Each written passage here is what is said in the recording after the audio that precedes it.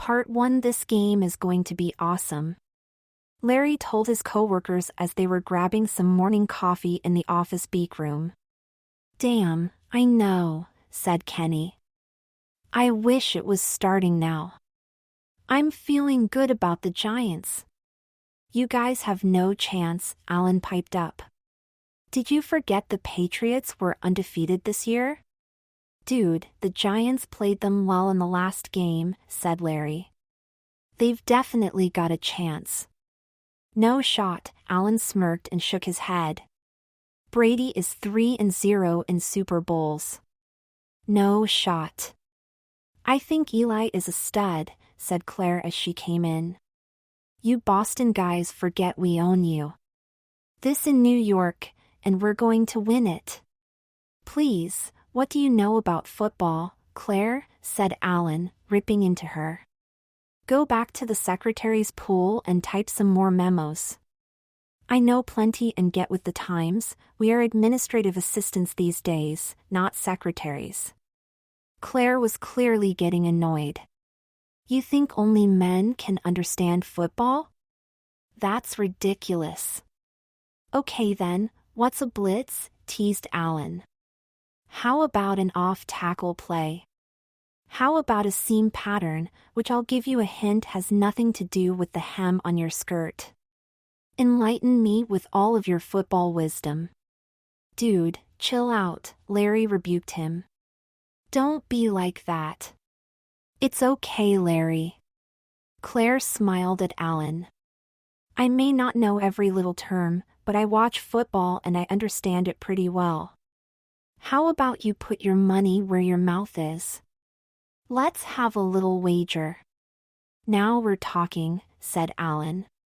How about $500 bucks and all of you are invited to my place to watch the game? I'll enjoy watching all you Giant fans crying while I collect my money. Deal, said Claire. But let's sweeten the pot a little.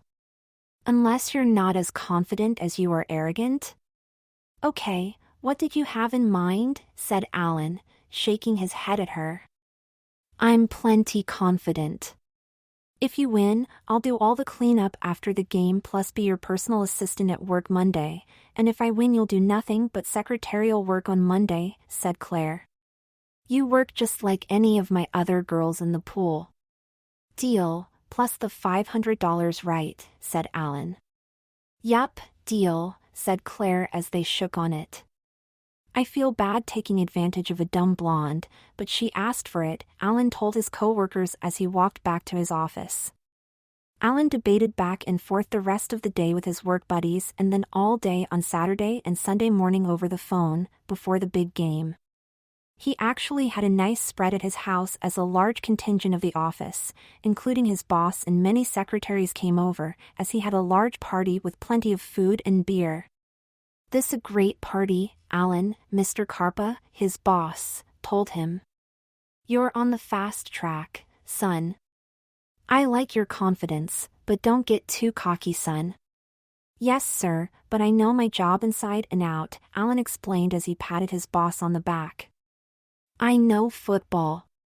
Don't worry, the Yankees are spending a shitload of money, so eventually you guys will be back on top again. That's going to happen way before the Giants win. What a dick he is sometimes, said Larry to Kenny as his boss shook his head, walking away. Oh sorry, man, Kenny said after dropping an entire bowl of chips in the first quarter. Don't worry about it, Ken, said Alan, walking over and crushing them into his own carpet. Claire will be taking care of it later. Enjoy, pal.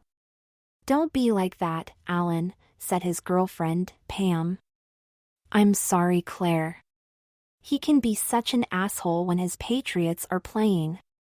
Don't worry about it, Pam.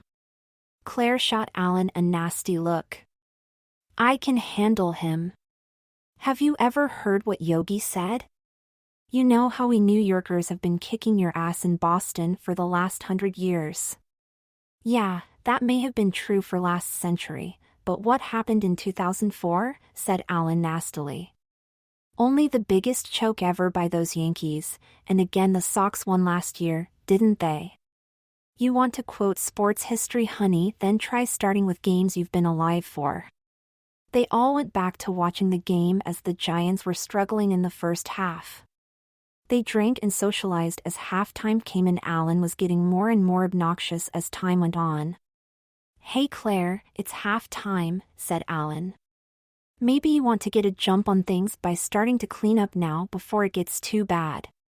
Oh sorry, I forgot girls like you really just watch for the commercials and the music at halftime. I won't bother you again until the game starts. By the way, the Giants don't look like they can score, do they, fellas? Maybe you can explain to her about that little thing called the end zone. Oh, I understand touchdowns, Alan, Claire replied. And all you've got is one, so it's far from over. Brady's been on his ass an awful lot today. Maybe he forgot those were the Giants, and he thought Giselle was jumping on him. Not bad for a Giant fan in a pink Manning jersey, Alan shot back at her. Is that their new alternate jersey? I think they should have worn pink today, the way they're playing. Only real men can wear pink anyway, said Claire, getting tough. Why don't we up our bet if you're so confident? Oh, you're insane. Absolutely, said Alan. I'm thinking I could really use a servant here cleaning and cooking, and you know, I have to say pink is your color. Fine, I'll clean your place every day for a week if the Pats win, but when you lose you'll be a secretary in my pool for a week, said Claire. Deal, but you'll be in a pink French maid's outfit doing it, said Alan laughing. No problem, because you'll be in a suit with a short skirt and heels like the other girls, said Claire, jawing at him. I'm sure you'll look nice with a cute hairdo and of course pink lips would be nice, since you seem drawn to pink. Okay, you two relax, said Pam, separating them. Let's try to enjoy the game, okay? Sorry, he makes me nuts sometimes, Claire said as they resumed watching the game. The third quarter was uneventful as both teams struggled until the Giants finally got something going early in the fourth. Oh yeah, screamed Claire as the Giants finally scored and took the lead with 11 minutes left. Getting nervous now, I bet? Not a chance, said Alan. Brady's got ice in his veins. He always does it in the clutch. Remember, we're undefeated. What's that you said? Claire asked, taking out her lipstick and rubbing it on as she held it up, staring at it. You like this pink, Alan? If not, I've got a pretty coral and a lovely salmon pink. I think they'd both look adorable on you as well, Dot. Alan rolled his eyes and went back to watching the game as the Giants fans were all over him. The Patriots finally did drive down the field and Brady hit Randy Moss with just over 2 minutes left, as the only voice in the room going crazy now was Alan's. Patriots rule, screamed Alan. This is history. Watch and soak it in, Giants fans. The second undefeated season is about to happen. Get ready for the first 19-0 team. Brady is the man. He gets the supermodels. He gets the big wins. And now he'll rule New York like the Red Sox do. Start cleaning, Claire, and then be here by 7 a.m. tomorrow in your little pink outfit and have my coffee and breakfast ready by 7:30. Damn, he's obnoxious, said Pam, feeling bad for Claire. I'll try to get to him to drop the French maid thing. Dude, go easy on her, Kenny told him. You're taking it too far, man. A deal's a deal, Alan replied. Don't try backing out now, bitch. Alan, screamed Pam. That was uncalled for. She wasn't nasty or anything to you. Calling her that was not cool. No, it's fine, Pam, Claire looked at Alan with utter distaste now. I'm a big girl. Let's go a month, Alan, said Claire, getting in his face. Eli's going to bring them down and win this thing. Are you insane? Alan cracked up. Bill Bellick is the guru of defense, and Eli's a choker. Damn, you women really know nothing about football, do you? Nope, he's going to do it, Claire shook her head. Eli is a stud. You realize he needs a touchdown too, right? He can't settle for another little sissy field goal, Alan laughed at her. You understand they're down 4, and a field goal is only 3 points, right? Oh thanks Alan, Claire twisted her hair.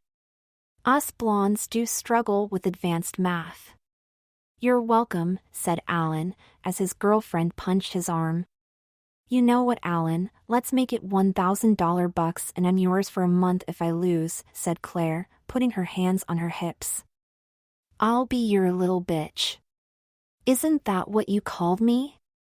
I'll cook and clean and do whatever you want in whatever little tart outfits you pick, no problem. I'll do anything you want short of sex and wiping you ass. But remember when I win, you're my little bitch at work. I'll put you in my secretarial pool for a month, dressing and acting the part without exception. You'll be the low secretary on the totem pole, and you'll be catering to every little demand of the pompous men like yourself, typing, filing, answering the phones, and running all their errands. What a glutton for punishment you're, said Alan, shaking her hand as he could barely contain his excitement. I'm going to really enjoy this. As the game came back from commercial, Eli worked his magic, bringing the Giants down the field as Alan was getting nervous. No, no, no, screamed Alan as the Giants scored. I love Plexica, screamed Claire as they were all high-fiving each other and hugging. Eli's the man. That's a real man, Alan. 35 seconds, screamed Alan. Please, come on Patriots. It's not over yet. The last few seconds were intense as the Giants broke through the line and sacked Brady, ending the game as the entire party was ecstatic. Claire barely said a word, smiling at Alan as she bent down, scooping up all the spilled chips from earlier in the day as Alan had his hands on his head. Dude, you really put your foot in your mouth this time, said his friend Kenny. This should be an interesting day at the office tomorrow, Alan. For your sake, I hope you won't make much of a stir, said his boss, patting him on the back as he put on his coat. Good thing you're better at your job than you are at gambling, son. Thanks for having me, this was an exciting evening.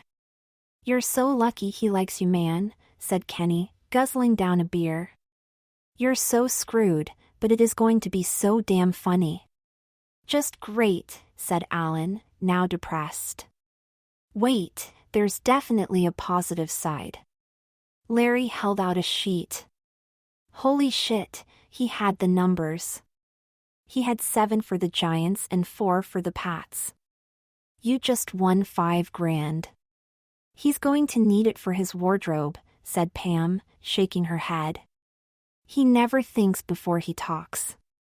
You have no idea what girls' clothes cost, do you? You need a different suit for every weekday, plus blouse, shoes, lingerie. I mean, I can help you mix and match, but it's still going to be expensive. Damn, you're fucked, dude, teased Kenny. So much for that money. Claire had a smirk on her face, but refused to rub it in as she washed some platters in the sink and then continued helping the other girls clean up a bit. You need me to do anything else, Pam? Claire asked, looking around. The place looks pretty good now, I think. No, thank you so much.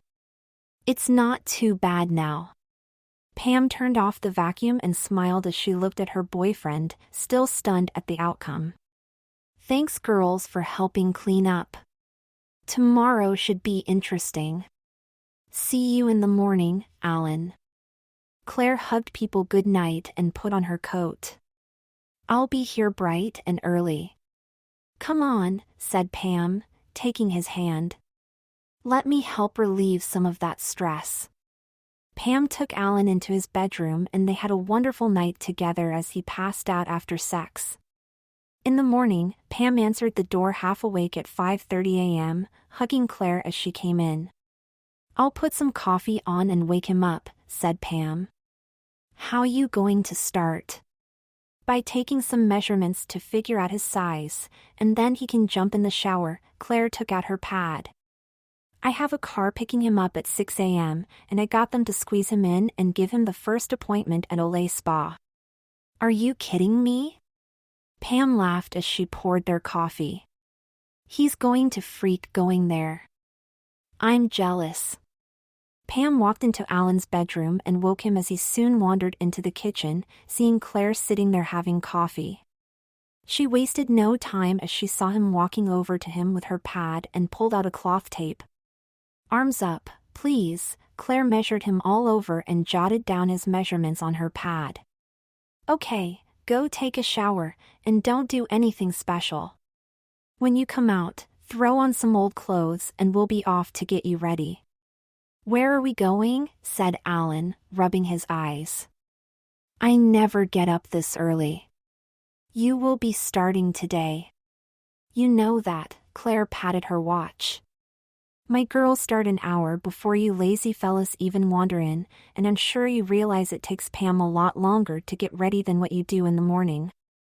As it is, you'll be late on your first day as a secretary.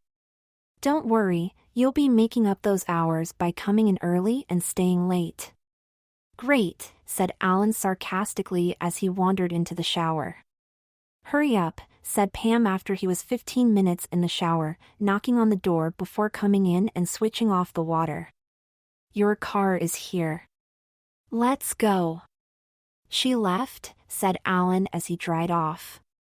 Yes, she'll meet you at the office, she said, Pam told him. Move your ass, honey, and I've got to get home and get ready for work too. I wasn't prepared to sleep over. Alan threw on an old sweatshirt, sweatpants, and socks. He put on his favorite green Celtics jacket and sat down tying his sneakers as once again Pam told him to hurry him. The driver is getting impatient. Pam kissed him goodbye. Good luck today, honey. I hope you realize what you've gotten yourself into. It's no big deal, said Alan. They'll enjoy humiliating me in some bad wig and stupid skirt for a day or two, and she'll back down when my boss gets mad at her wasting my time. Trust me, I'll wiggle my way out of this quickly. I'll call you later.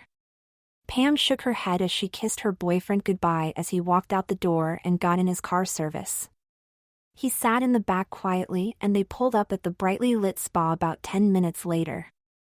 Look at this shit, Alan said as he walked in. Good morning, sir, the receptionist greeted him. You must be Mr. Alan Cummings. Welcome to Olay Spa. Thanks, grumbled Alan. Well, Alan, they're awaiting you in room 7, said the receptionist. Just go down the hall and turn right. I believe Olga is all ready for you. Alan wandered down the shiny marble hall and opened the door to room 7. As he entered, he was greeted by a large Polish woman who smiled at seeing him. Welcome, Mr. Cummings, said the woman, helping him off with his jacket. I'm Olga, and I'll be your masseuse and skincare specialist this morning. Please remove all your clothing. Okay, said Alan, looking around as she wasted no time helping him pull off his sweatshirt. He sat to remove his socks and sneakers and then his pants as he stayed there in his boxers as she stuffed all of his clothes into a laundry bag. Don't be shy, dear. You're not my first, said Olga, holding out her hand and patting the steel table. Yeah, I know it's cold in here. That's what they all say. Now hop up on here. Alan shook his head, dropping his boxers before handing them to Olga and jumping up on the table. She pushed his head backward as he was now lying down as he looked over to the right, seeing her smiling at him as he stretched his neck, watching her begin coating his right leg with hot wax. Bite down on this, said Olga, slipping a mouthpiece in his mouth. This will help, and will whiten a few shades while I work. Whatever you do, don't spit it out and don't be afraid to bite down on it to relieve some of the sting. We'll see if you're any tougher than most of the boys that come through here, but I doubt it. She worked rapidly now as he was screaming as she ripped off the small section of wax. She ignored his pathetic muffled crying, moving her strips up and down his legs as he was trembling as she worked. She flipped him over, waxing the back of his legs now as tears were flowing down his face as he felt her spreading his butt cheeks. As the strips ripped near his butthole, she was giggling as she heard his constant whimpers before flipping him back over and working on his arms. She held him firmly by the bicep as she ripped away his pit hair as he almost punched her in the gut before she finally let go of his arms and waxed the little patches he had on his chest. She massaged him with some more ointment, which helped soothe the irritation before he watched her read some forms. "Brazilian," said Olga. "Interesting choice and lucky for you I did between your cheeks already." She spread his legs wide open now as he began panicking, feeling the wax around his navel and crotch area. He was cringing before she even worked, as she ripped away between his legs as he had no means to stop his tear ducts from flowing. When she finished, she again massaged his entire body, rubbing him down, which was tremendously soothing, before applying a substance to his face. "We can't get this depilatory in your eyes, or we'll have an issue that makes the waxing feel like a little prick," said Olga, rubbing it on his neck and cheek. "You'll have to stay still while it works its magic, and try to refrain from another little hissy fit. Now sit still, and some of my massaging will help take away any last stinging, and I'll apply your shaping now." Alan closed his eyes as Olga was massaging every inch of his body, taking away a lot of the sting as she rubbed him with a soothing ointment. He now felt a sticky substance over each of his nipples and then tremendous pressure on his left side as she leaned on him and pressed. "Sorry, but I need it to adhere perfectly and then do the other," said Olga. "Don't move an inch while I smooth and blend the edges." After a few minutes, Olga repeated this on the other side and he could now feel their weight jiggling slightly as she moved them. After another 15 minutes, she began wiping his neck as he lay there, having little choice but to let her work before finally she tapped his thigh as he sat up, looking down at his now hairless body with flesh-like boobs attached. She held out a soft pink bathrobe as he stood up, stunned at their weight tugging at his chest as they bounced when his feet hit the floor. It was even crazier as he looked between them, staring at his limp member poking out from the simple landing strip of pubic hair, before she slipped his arms into the robe and tied the belt. "Go into the main salon and get your hair washed in the back. When the shampoo girl finishes, then you'll be with Hannah in the second chair from the window," said Olga, opening the door. "I'll be out there for my mouthpiece in a bit." Alan nodded as he turned the corner, seeing a young woman smiling as he approached. She sat him in a chair, letting the back down, and began washing his hair. She quickly filled it with conditioner as he sat there relaxing as he soon looked up, seeing Olga. "Okay, bite down for just a bit more, Alan," said Olga, rubbing at his brows. "This will be a breeze after the Brazilian, honey." Alan grunted a few times as she ripped away at his eyebrows and then took her tweezers, pulling away a few more hairs on each side. She nodded, looking down at him before he became curious, looking at her holding a metal device. "What month were you born, Alan?" said Olga. "February. Why?" Alan answered, now curious. "Oh, so I can do your birthstone in the second. Claire wants the biggest stud we've got in the first, for which I got these beautiful 6mm cubic zirconia round studs that will look pretty on you," Olga told him as he felt her rubbing his right ear and then felt the pop. "Oh crap," Alan mumbled. "Sorry to scare you, sweetie," said Olga as he now felt the second pop in his right ear. "Wow, your birthstone looks pretty on you.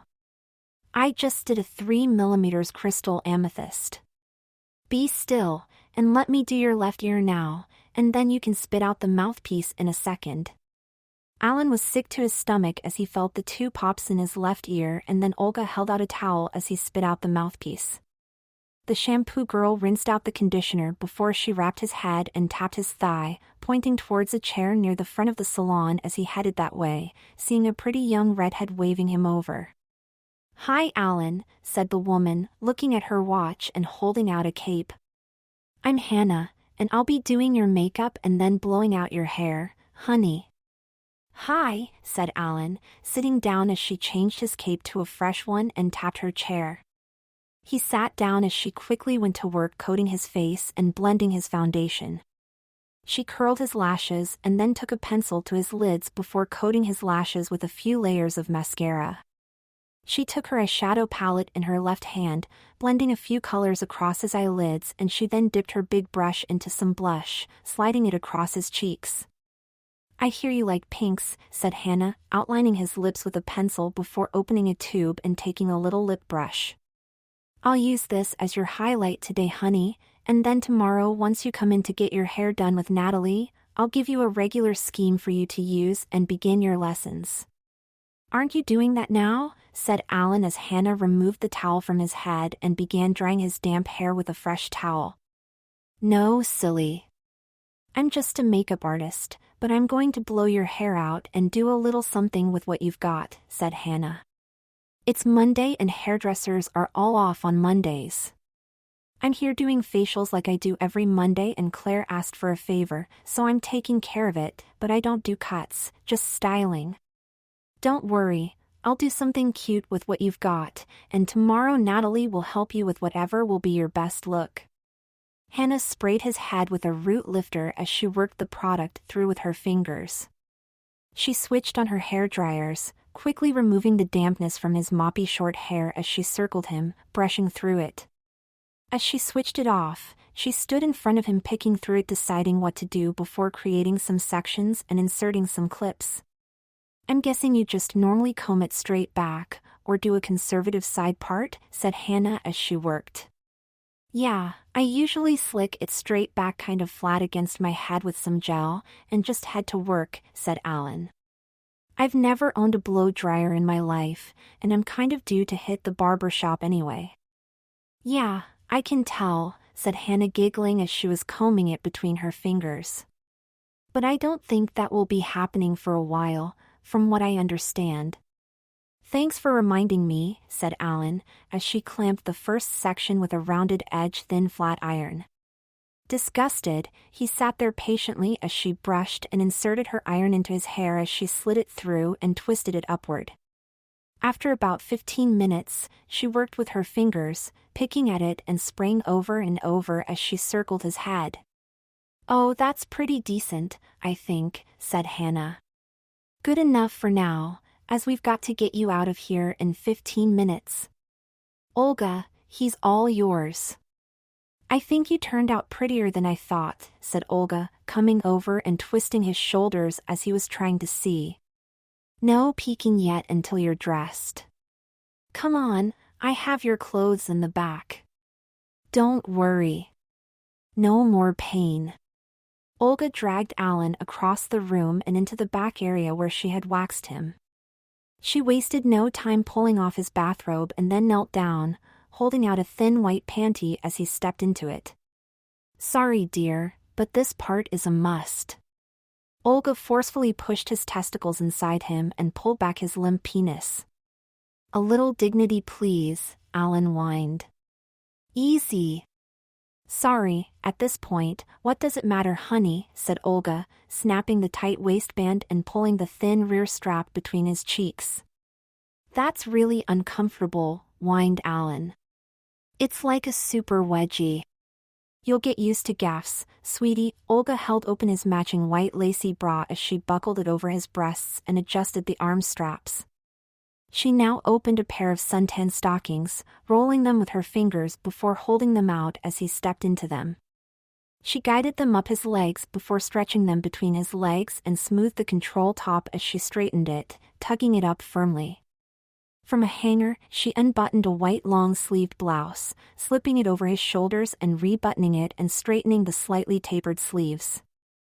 She then opened the jacket on the hanger and squeezed the two metal clothespins, unclipping his skirt before unzipping it and kneeling as she held it out. It was crazy watching it slide up his hips, and she wasted no time zipping it up and fastening the button on his lower spine. He knew it was almost time now as she held out his jacket, sliding it over his arms and lifted his blouse's open collar on top of the jacket's label, before buttoning it in front. He was trembling now as she knelt, slipping on his first shoe, and he had no choice but to grab her shoulder, feeling off balance from the obvious heel as she slipped him into the second as he shifted his weight to balance. "He looks so cute for his first day," said Hannah, coming in as she slipped a watch over his left wrist and handed a bracelet to Olga. As she clipped on the bracelet, Hannah walked behind him, securing the clasp of a little necklace on his neck before he smelled the scent of perfume as Hannah touched his neck, applying it, then to his wrists. "Have a good day at work, dear," Olga teased.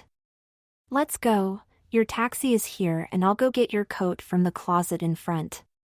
I'll meet you in the lobby in a minute. I made up a little cosmetic case for you for today, and it's here in your purse, with your wallet and keys and a few other essentials I loaded," said Hannah, placing the strap over his shoulder. "Smile and enjoy today." Alan looked down, staring at his hairless knees poking out from his skirt as he felt ready to have a nervous breakdown, holding the purse with his right hand as it hung over his shoulder. "How the hell am I going to show up at work like this?" cried Alan, staring down at the slight point of his shoes. "They are going to destroy me at work like this. A boy in a girl's suit." "Here, honey," said Hannah, turning him around as he was now facing a long mirror on the wall. "I doubt it. Anyone that knows will have fun with it, but anyone that doesn't I doubt will even blink an eye. You're quite presentable and very pretty, actually." Alan gazed at his full reflection and couldn't believe his eyes as he stared at professional young woman dressed impeccably in a charcoal gray pinstripe business suit, holding a leather strap over his right shoulder as the black leather shoulder bag sat near his right hip. On his feet were simple black leather pumps with a modest 2/2-inch thin heel, making his skinny legs look so shapely as he slightly shifted one, displaying his toned calf muscle under his suntan sheer hose. His skirt, he realized, had little give in it, as the pencil-shaped design, when combined with the non-stretching wool material, restricted his movement before hemming 2 inches above his smooth knees. The single-breasted suit-tapered jacket perfectly matched the gray pinstripes of his skirt, and the 2 front buttons were fastened, giving him a shapely tailored look as it pinched in at his waist and had vertical faux-sewed pockets on each side. The collar of his off-white silk blouse sat oddly on top of the jacket's lapels, as it had only a single top button undone, and displayed no cleavage, even though the cut of the suit seemed to accentuate his rather vivacious curves, which were held firmly under the jacket. On one wrist was a delicate thin gold watch, and on the other a thick gold Figaro bracelet, whose chain matched the one he had around his neck. He licked his lips, amazed at how white his smile looked behind his glossy fuchsia pink lips, which stood out as the focal point on his face. He tried closing one eye, staring at how the beige and taupe shadows blended perfectly behind the thinly outlined lids, and his thick lashes seemed cat-like with his blue eyes, yet gave him a conservative daytime look. Any facial hair he had before had completely vanished, and his face seemed a shade or two lighter than before, but it also could be the coral pink cheekbones he now had, he thought to himself, that made him look more pale. He shook his head, amazed at how his hair moved in unison but shook right back in place, as it was crazy to see how his former dark brown slicked back carefree do had been restyled into a conservative women's short brunette hairdo. With his finger, he moved a strand near his left eye that annoyed his vision, as his new look swept slightly across his eyes, arranged in choppy separated long bangs from an off-center side part, and on top the roots had been teased up just a touch, giving it some body. On each side and all the way around the back, his hair had been lifted upward and outward slightly in a flipped picked-out wispy style, which was incredibly shiny and sticky as he touched the ends. "Don't pick at it, sweetie, and mess up my work, but it's going nowhere anyway," said Hannah, slapping his fingers softly to stop him from picking at it. "I thought a Lisa Rinna type of style with what you had would be cute on you, and it was easy, given the limited time we had. If you decide to keep this look, then tomorrow when you met Natalie she can do more of a razor cut with your layers, to perfect the flip and add some highlights. Now come on, we better get you out of here."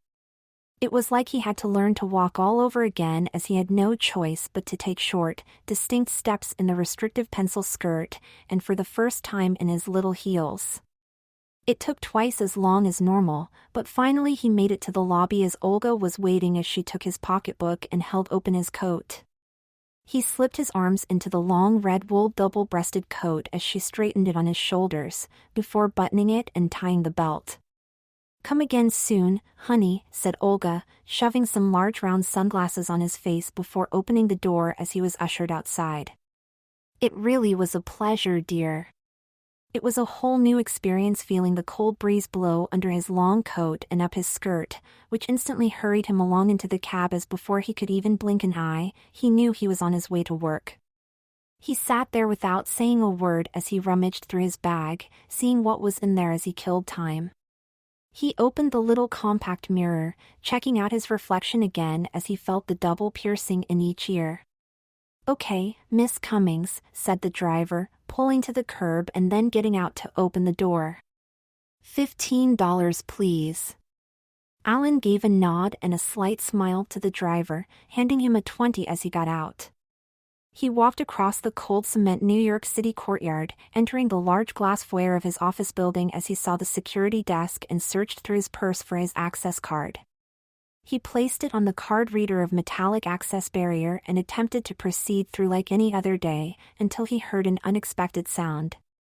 "Oh shit," said Alan, as the turnstile beeped and red lights flashed. "Access denied." "What the hell?" "Miss, that card has been revoked," said the guard, as Alan nervously froze. "May I see your ID, and who are you here to see?"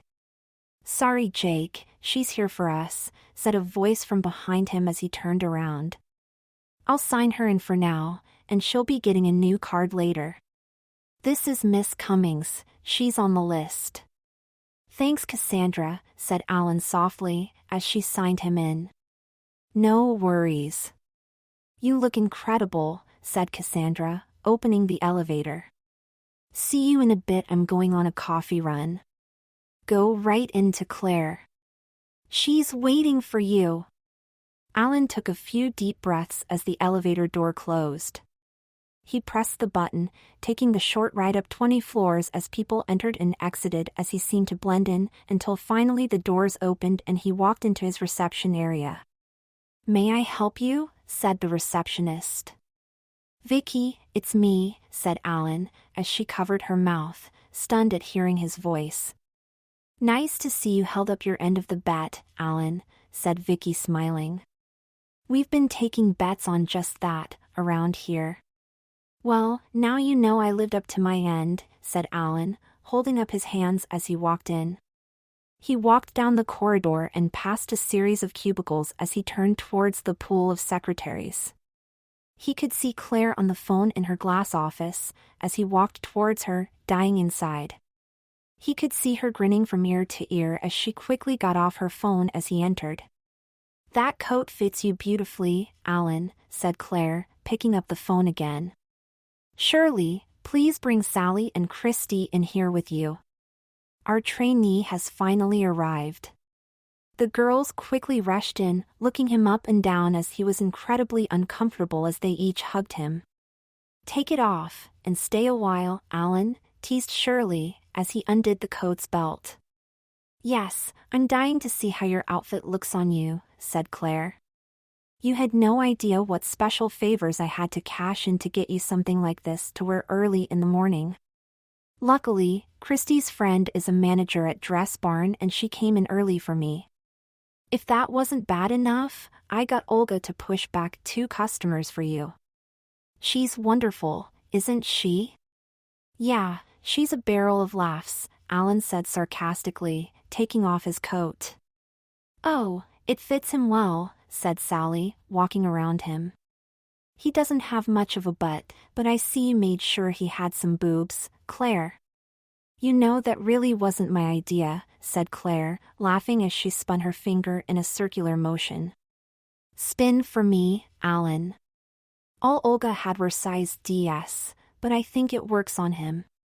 With his weird manly measurements, I had to get him a size 8 skirt, but his jacket and blouse are a 12. I took my best shot without him being there to try them on, and it's not top quality, but I think it works for today. Well, you did pretty well, boss, considering, and his hair came out really cute, said Shirley.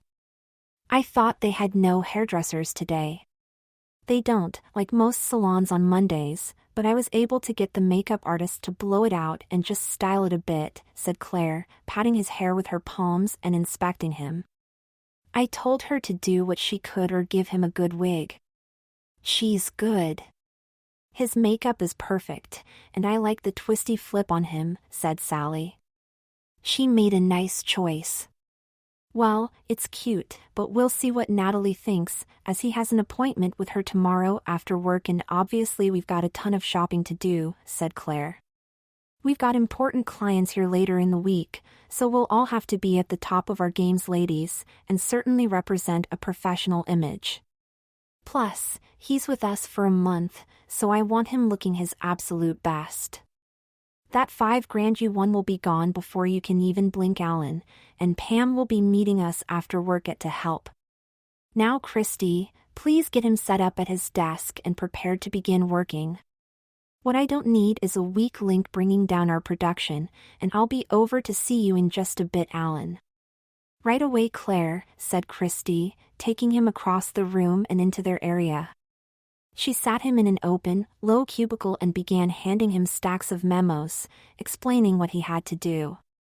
After a few minutes, Sally arrived, unloading office supplies as she helped him organize his desk before Claire arrived with a series of forms.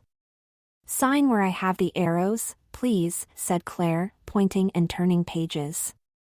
What's all this for? Alan asked Herm, knowing the forms from before.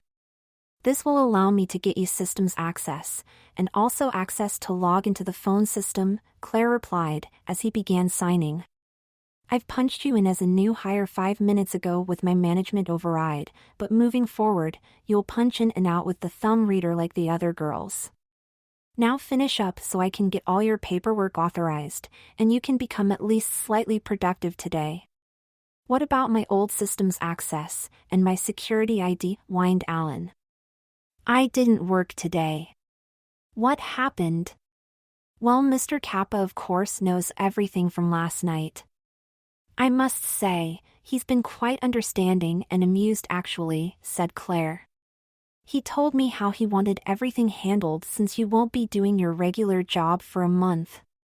Are you kidding me? Cried Alan. What about my clients? I figured I'd do my job and just spend extra hours typing and doing this crap. Alan, aren't you just a naive little thing on your first day down here? Said Claire, patting his cheek. Honey, we work more hours in 3 days than you sales guys work in a week.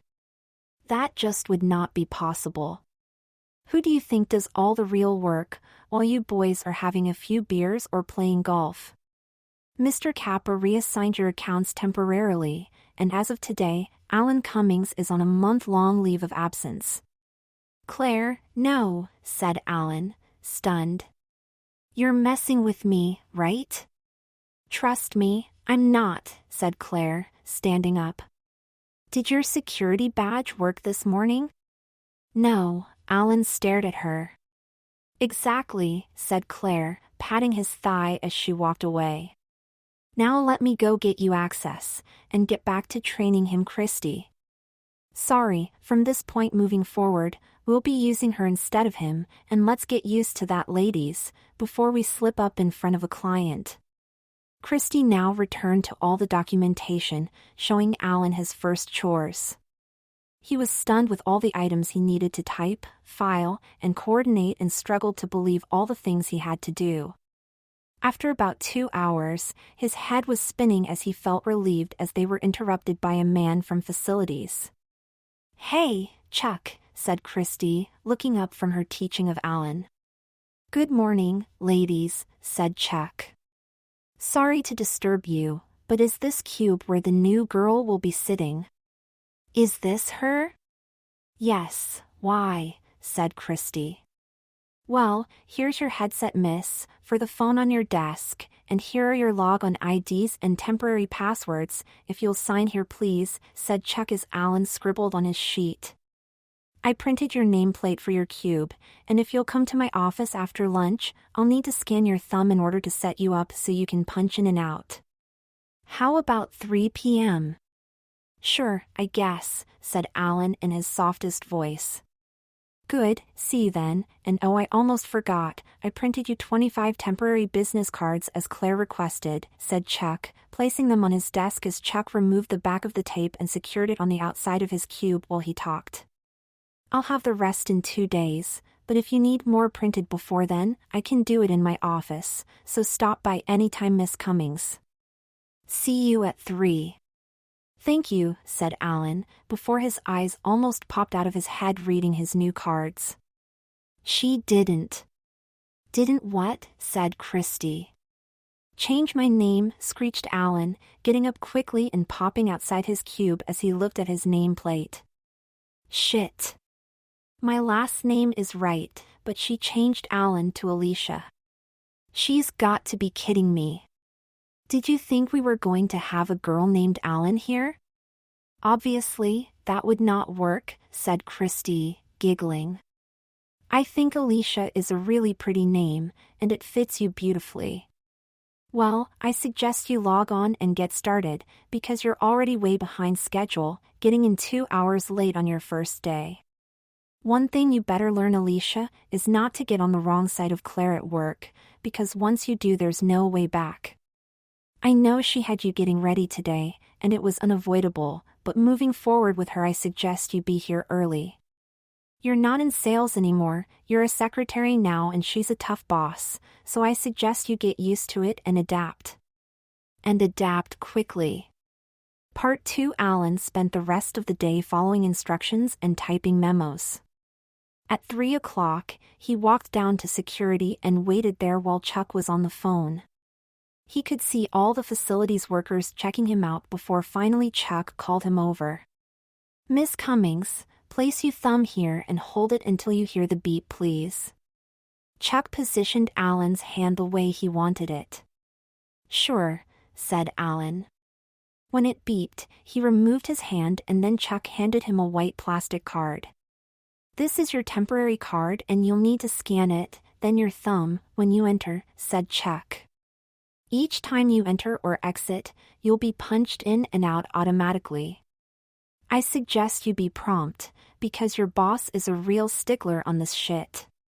She's constantly watching everything you girls do. Good luck, Alicia. Thanks, Alan said as Chuck extended his hand. And don't be a stranger, said Chuck, softly rubbing his thumb across his hand. All of the girls come for happy hour all the time. Okay, thanks. Alan exited the room. He walked back through the halls, turning past his old office until he stopped dead in his tracks, seeing the lights off and realizing his nameplate was taken down. He tried opening the door, but it was locked, so he headed down the hall to the secretary pool to Claire's office, interrupting her as he closed her door. What's going on with my office? Alan demanded. Why is it locked and my nameplate is down? It's bad enough that you're having them call me Alicia, but seriously, what's up?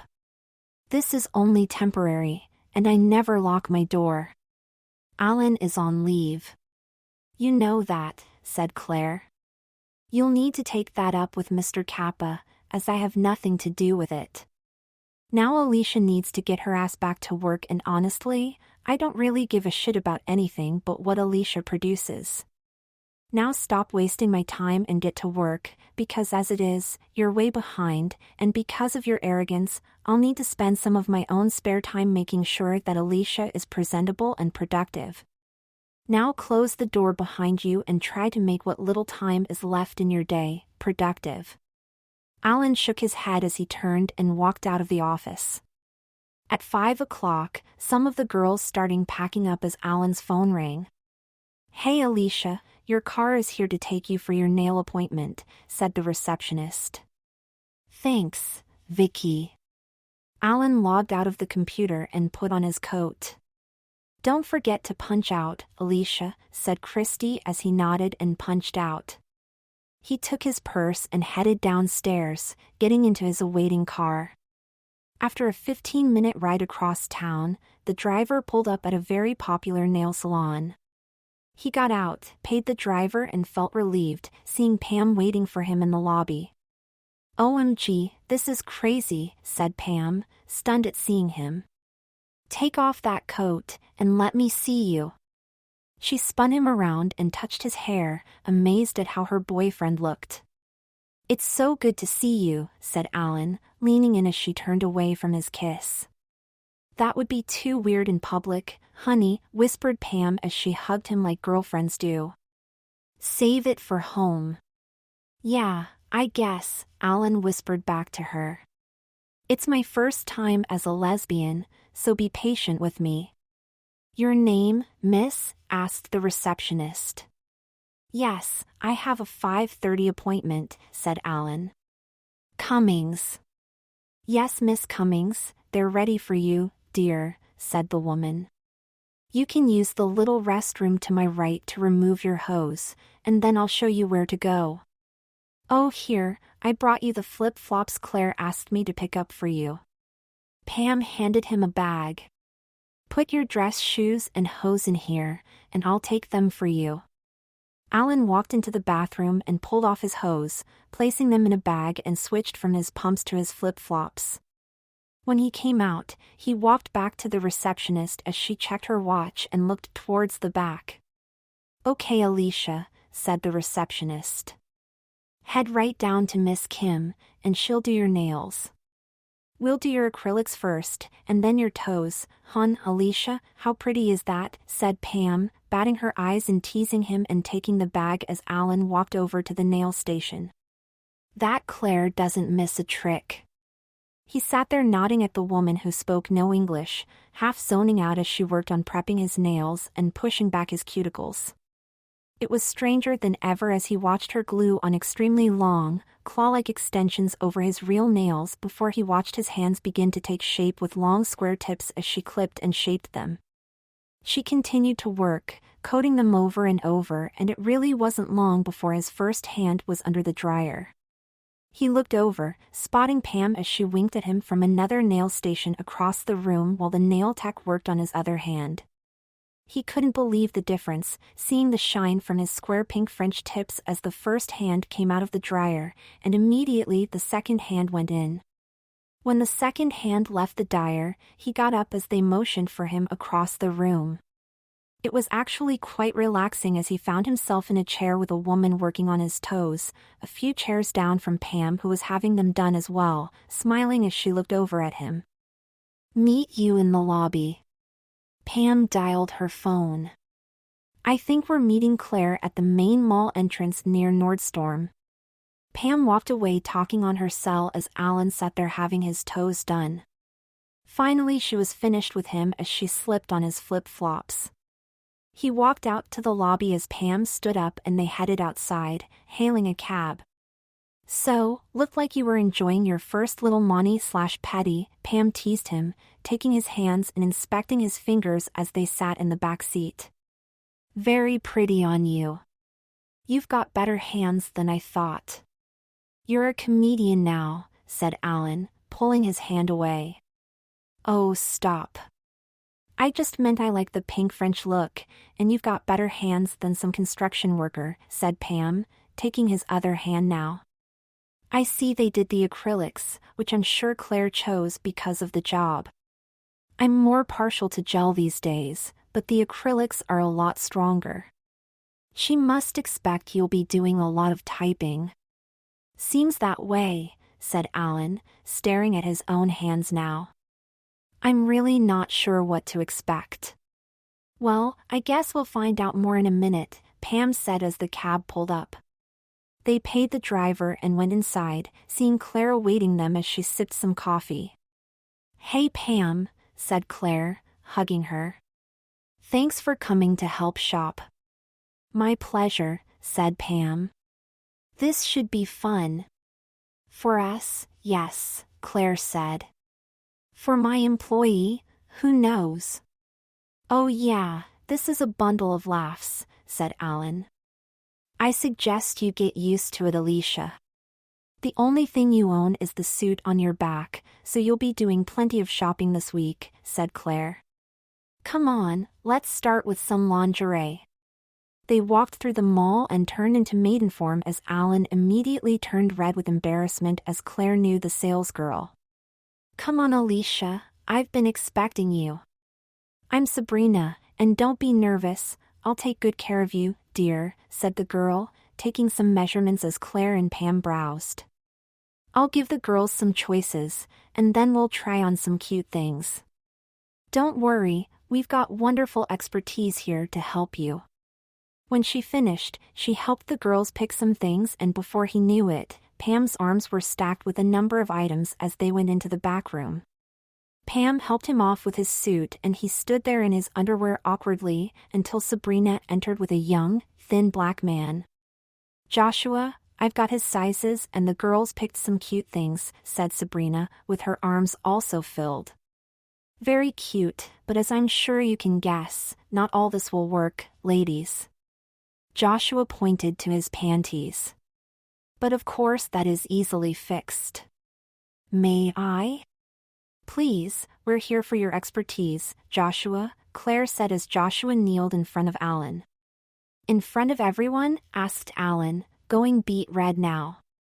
I think we're all past that, Alicia, said Claire as Alan gave Joshua a little half-hearted nod as he pulled down Alan's panties. Thank you, and step out of them, dear, Joshua told him as Alan was beyond embarrassed now as Joshua held up his panty around his index finger. You see what he had on, it's called a gaff. I have them in the basic colors, and we can match his everyday bras to them without a problem, but without doing custom things, that's as far as it goes, ladies. Well, obviously we're in need today, so custom is out of the question right now, said Claire. I need her to be appropriate and fashionable at all times, just as she was today. Yes, I realize that, Claire, said Joshua. We have several options, the first of which is the gaffs. I have them in stock, and I have 5 colors in his size. The second option, and it will work as I see he's selected Brazilian, is taping.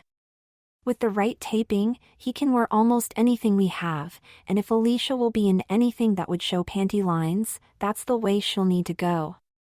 Let me demonstrate. Joshua dropped his pants, revealing a leopard print thong with no bulge. He then slid down the panties, showing nothing but a small, V-shaped patch as he twisted a bit, modeling for them. Amazing, said Pam. I can't believe it's back there. It is. I'll show you, said Joshua, reaching between his legs as everyone heard the tape peeling from his skin. This should be a cinch for you, Alicia. Claire compared the men as Joshua was twice his size. Does that hurt? Alan was stunned. No, you'll adjust, said Joshua. Relax, and I'll show you. Joshua opened a little bag, pulled a roll of tape and a few strands of toilet paper. He wrapped it around Alan's limp member and followed with a few twists of the clear tape as Alan looked down, seeing his penis disappear as Joshua tucked it, pushed up his testicles into their cavity, and secured the tape. You'll need to wax your balls or you can ask them to do a Hollywood wax next time. Trust me, it'll be beyond nasty if you rip out any pubes with the tape, said Joshua. But personally I keep a little in front, and I do like the Brazilian on you, but you'll just need to take it off behind your penis. Try on a thong and let's see how you look, honey. It was crazy as Alan now found himself in a red lacy thong, seeing nothing in front as Joshua put him into the matching bra. Wow, that's pretty damn sexy, Pam exclaimed. You like them big, I see, Alicia, and these are wonderful quality. Very realistic and a nice choice, said Joshua, stepping back. Well, it's a nice size for you too, but with those skinny little hips of yours, you'll definitely need some shaping, since you've chosen to be a bit busty. What do you mean, Joshua? Said Pam. I'll show you, said Joshua. You try on some other panties and bras and I'll be right back to fit him after you make those selections. Alan's head was spinning as they tried a number of things on him as the girls inspected and critiqued every inch of him. He couldn't believe how many things they debated as he watched them fill a basket with things they liked. In certain outfits, especially suits which I understand you'll be wearing daily, we'll need to pinch in your waist a bit, especially since they are typically tapered, said Joshua, stripping off Alan's current underwear. Let's try this, Alicia. Alan now found his waist being restricted as Joshua tightened the cincher around his waist and pulled the Velcro straps, pinching even further. It was crazy as he looked at his appearance in the mirror, looking almost completely naked with a woman's shape as he was in a nude-colored bra, cincher, and panties. Alan now stood there as Joshua tried a few camisoles, baby dolls, slips, and nightgowns on him as the girls critiqued and commented each time. Here's his Amex card, Sabrina, Claire handed it to her. We'll take everything in the basket and those cincher sets in white and black, plus the nude one that he'll keep on, okay? And of course he'll take all the sleepwear we liked, the slips, shapers and whatever hose Pam tossed on counter. Wonderful, said Sabrina, walking out with a few baskets to ring everything up. I'll sign Alicia up for a discount card, and you'll save a couple of bucks as a good customer. Plus, in the bag I'll put our catalog and maybe we'll see you again for something special, as don't forget Valentine's Day is coming soon, honey. Put your suit back on Alicia, and give her back her hose and shoes Pam, as her toes are good and dry by now, said Claire. Let's pay and go get him some suits and a few outfits. Alan signed the long credit card receipt, almost choking at how much stuff they bought him, as it was as long as a supermarket receipt. I'll put these in my car and meet you at Nordstrom's, said Claire. I'm sure you can pick some nice suits for him to try on. He walked with Pam into the suit section, carrying his coat over his arm as Pam stopped multiple times to browse. She began piling them over his arms, wasting no time as he soon walked into the dressing room with his arms filled. He tried on a few items as Claire now arrived, critiquing and helping with selections as she came in with another half-dozen options and a series of blouses. He tried on suit after suit as she also had him try on some shoes and matching pocketbooks. It's getting late, said Claire, finally grabbing a few things she really liked and heading out of the dressing room. I think we have enough cute things for this week, and we can continue shopping maybe on Wednesday. I'll take these to the register while you get dressed. Are you kidding me, Claire? Alan said after signing his credit card receipt, almost having a heart attack as he realized he had just spent over $2,000 on suits, blouses, and shoes. Good thing you won some money, Alan, Claire chuckled. It's expensive being a girl, and we've got plenty more to buy, but that'll be it for tonight anyway. Lucky for you the stores are closing, because I feel like we're just starting. He needs so much, said Pam as they loaded Claire's trunk. I love shopping, and I know you're hating it, but it's kind of fun dressing you. Yeah, fun for who? Alan replied, getting in the back. Not me.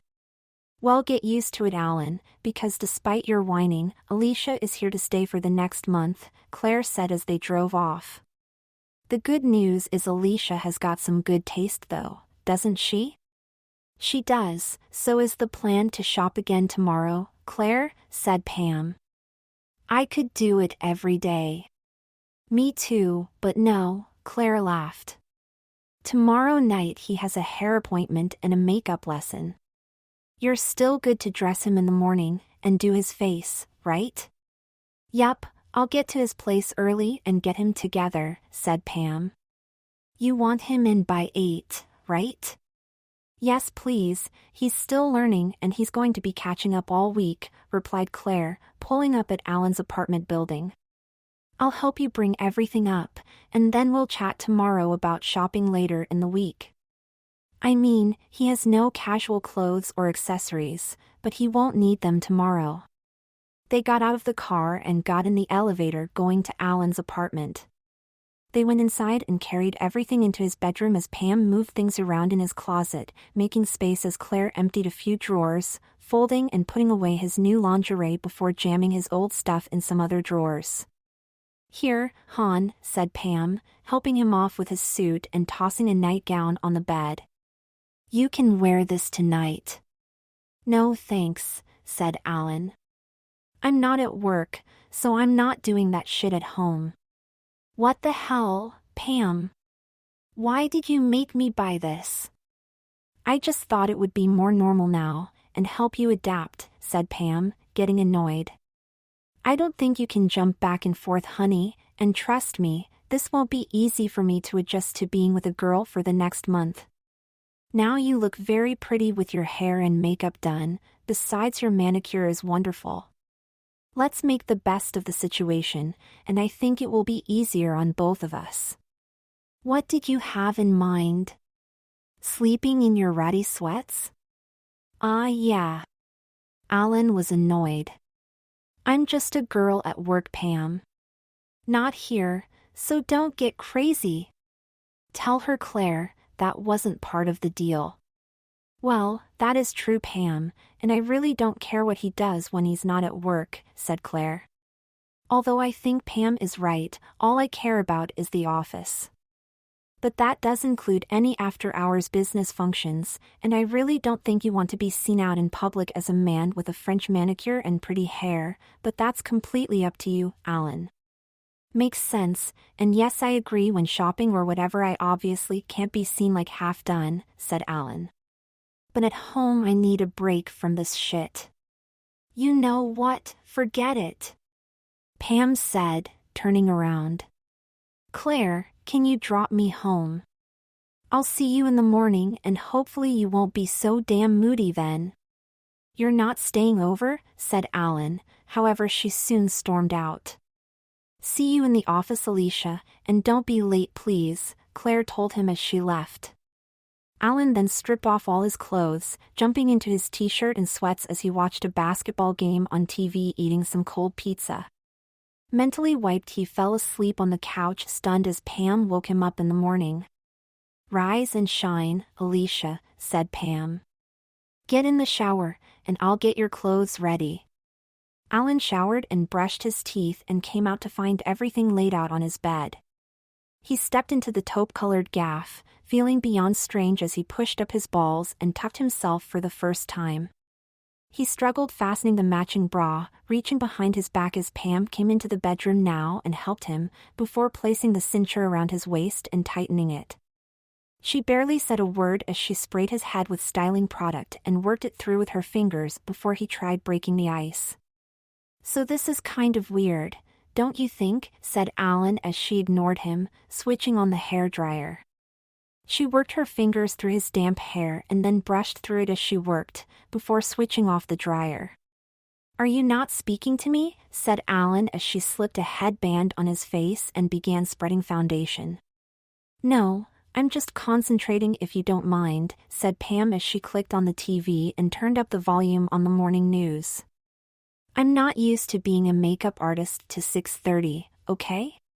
"Whatever," said Alan, rolling his eyes as she worked on his face, doing his eyes and then cheeks as she began to get annoyed. "Whatever," Pam yelled as she did his lips. "Amazing, I slave over you, and that's what I hear back." When she finished his face, she took her curling iron to the ends of his hair and worked her finger through it, picking and spritzing. "Oh, this is horrible," said Pam, throwing her brush on the floor. "Now what?" Alan asked, shaking his head. "Just shut the F up, okay," said Pam. "I'm not used to doing hair this short, and I can't get it like the girl did it yesterday." "Well, maybe then," Alan started to say, but she interrupted. "Maybe shut up please," Pam said, leaving the room and then soon returning. She dampened his hair with spray and gel from a small spray bottle, and then parted it on the left as he normally did. She started on the left side, taking a few little sections and inserting her small iron. She then switched all the way to the right, doing very quick twists with her curling iron before finally working her way to the crown and then the back. When she got back to the front, she was lifting and spraying everywhere before brushing the last front sections in front of his eyes, spritzing them heavily before rolling them downward with her curling iron briefly before brushing them out. "Much better," said Pam, switching her dryer on low before rolling a round brush in front and then spraying. "Get up and turn your head upside down toward the floor." "Are you kidding?" said Alan, looking at her as he did what she asked. She circled him now with a big aerosol hairspray can, placing her hand over his forehead and eyes as she made him stay upside down until she poked him to sit back down. With her fingers and a pick, she lifted and sprayed at certain sections and then raised his chin, checking her work.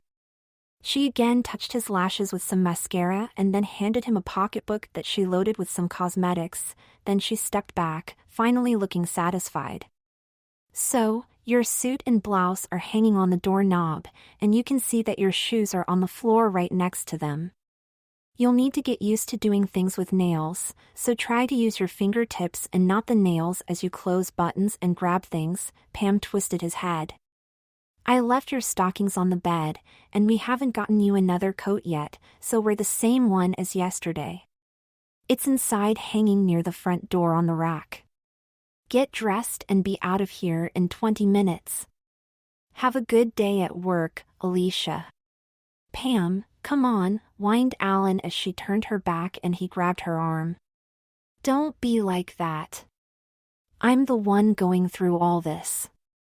At least kiss me goodbye, and don't call me Alicia here in my own apartment." "I don't think smearing our lipsticks is a good idea," said Pam, pulling away and putting on her coat. "Alan's not here right now, and the Alicia I see has no manners. Have a good day at work, Alicia." Alan shook his head as she scurried out of his apartment and he sighed before getting dressed. He sat on the edge of his bed, pulling on his pantyhose, annoyed as he ripped the first pair with his nails, quickly realizing what Pam meant. He opened the drawer, which Claire had filled with undergarments, shaking his head as he saw how much stuff he had, and found another package, and this time he took his time rolling them up carefully and tried to avoid contact with his square tips. He tugged the waistband tightly and then took the clothes from the hanger and got dressed. It was so different buttoning and zipping with his new nails, but finally he stared in the mirror and he was ready. For his second day of work, he was in beige suit with a matching beige pencil skirt, which was a touch shorter than the previous day, being a few inches above his knees. The jacket this time was cut slightly shorter and straight across his hips, which actually made them look a little wider. He couldn't believe how much more shapely he looked this time, with its single-breasted 3-button design, as it really pinched in around his waist. But it was comfortable as he turned, seeing the little slit of the back venting on his skirt. It had simple vertical side pockets in the jacket, and his soft peach, collarless blouse added just a touch of color from under the jacket. His shoes were a touch higher and tighter today, he thought, as he looked down staring at the slightly pointy, nude-colored pumps framing his shapely legs. His makeup looked so natural and flawless. As Pam didn't deviate much from the day before, with the exception of changing his lip color to match his peach blouse. It was strange touching his hair as it was parted on the left like he usually wore it, yet it was now filled with small loose curls sweeping across his head, giving him an almost perm-type short and fuller do. Pam had teased it out, giving it some volume as it appeared thicker and puffier on top and above each ear. In front, it was even stranger to see the only straight part of his locks were thin bangs she had slightly curled under. Alan broke off his staring, and was soon ready to leave, looking more secretarial than ever. Another fun day at the office. Alan slipped on his red coat and grabbed his matching beige pocketbook. Can't wait. He headed into the elevator and outside as no one paid him any attention. He walked down to the subway, oddly hurrying in his heels as not to miss the train as it pulled in. Please, miss, sit down. A man stood up as he couldn't believe it and took the seat, graciously smiling.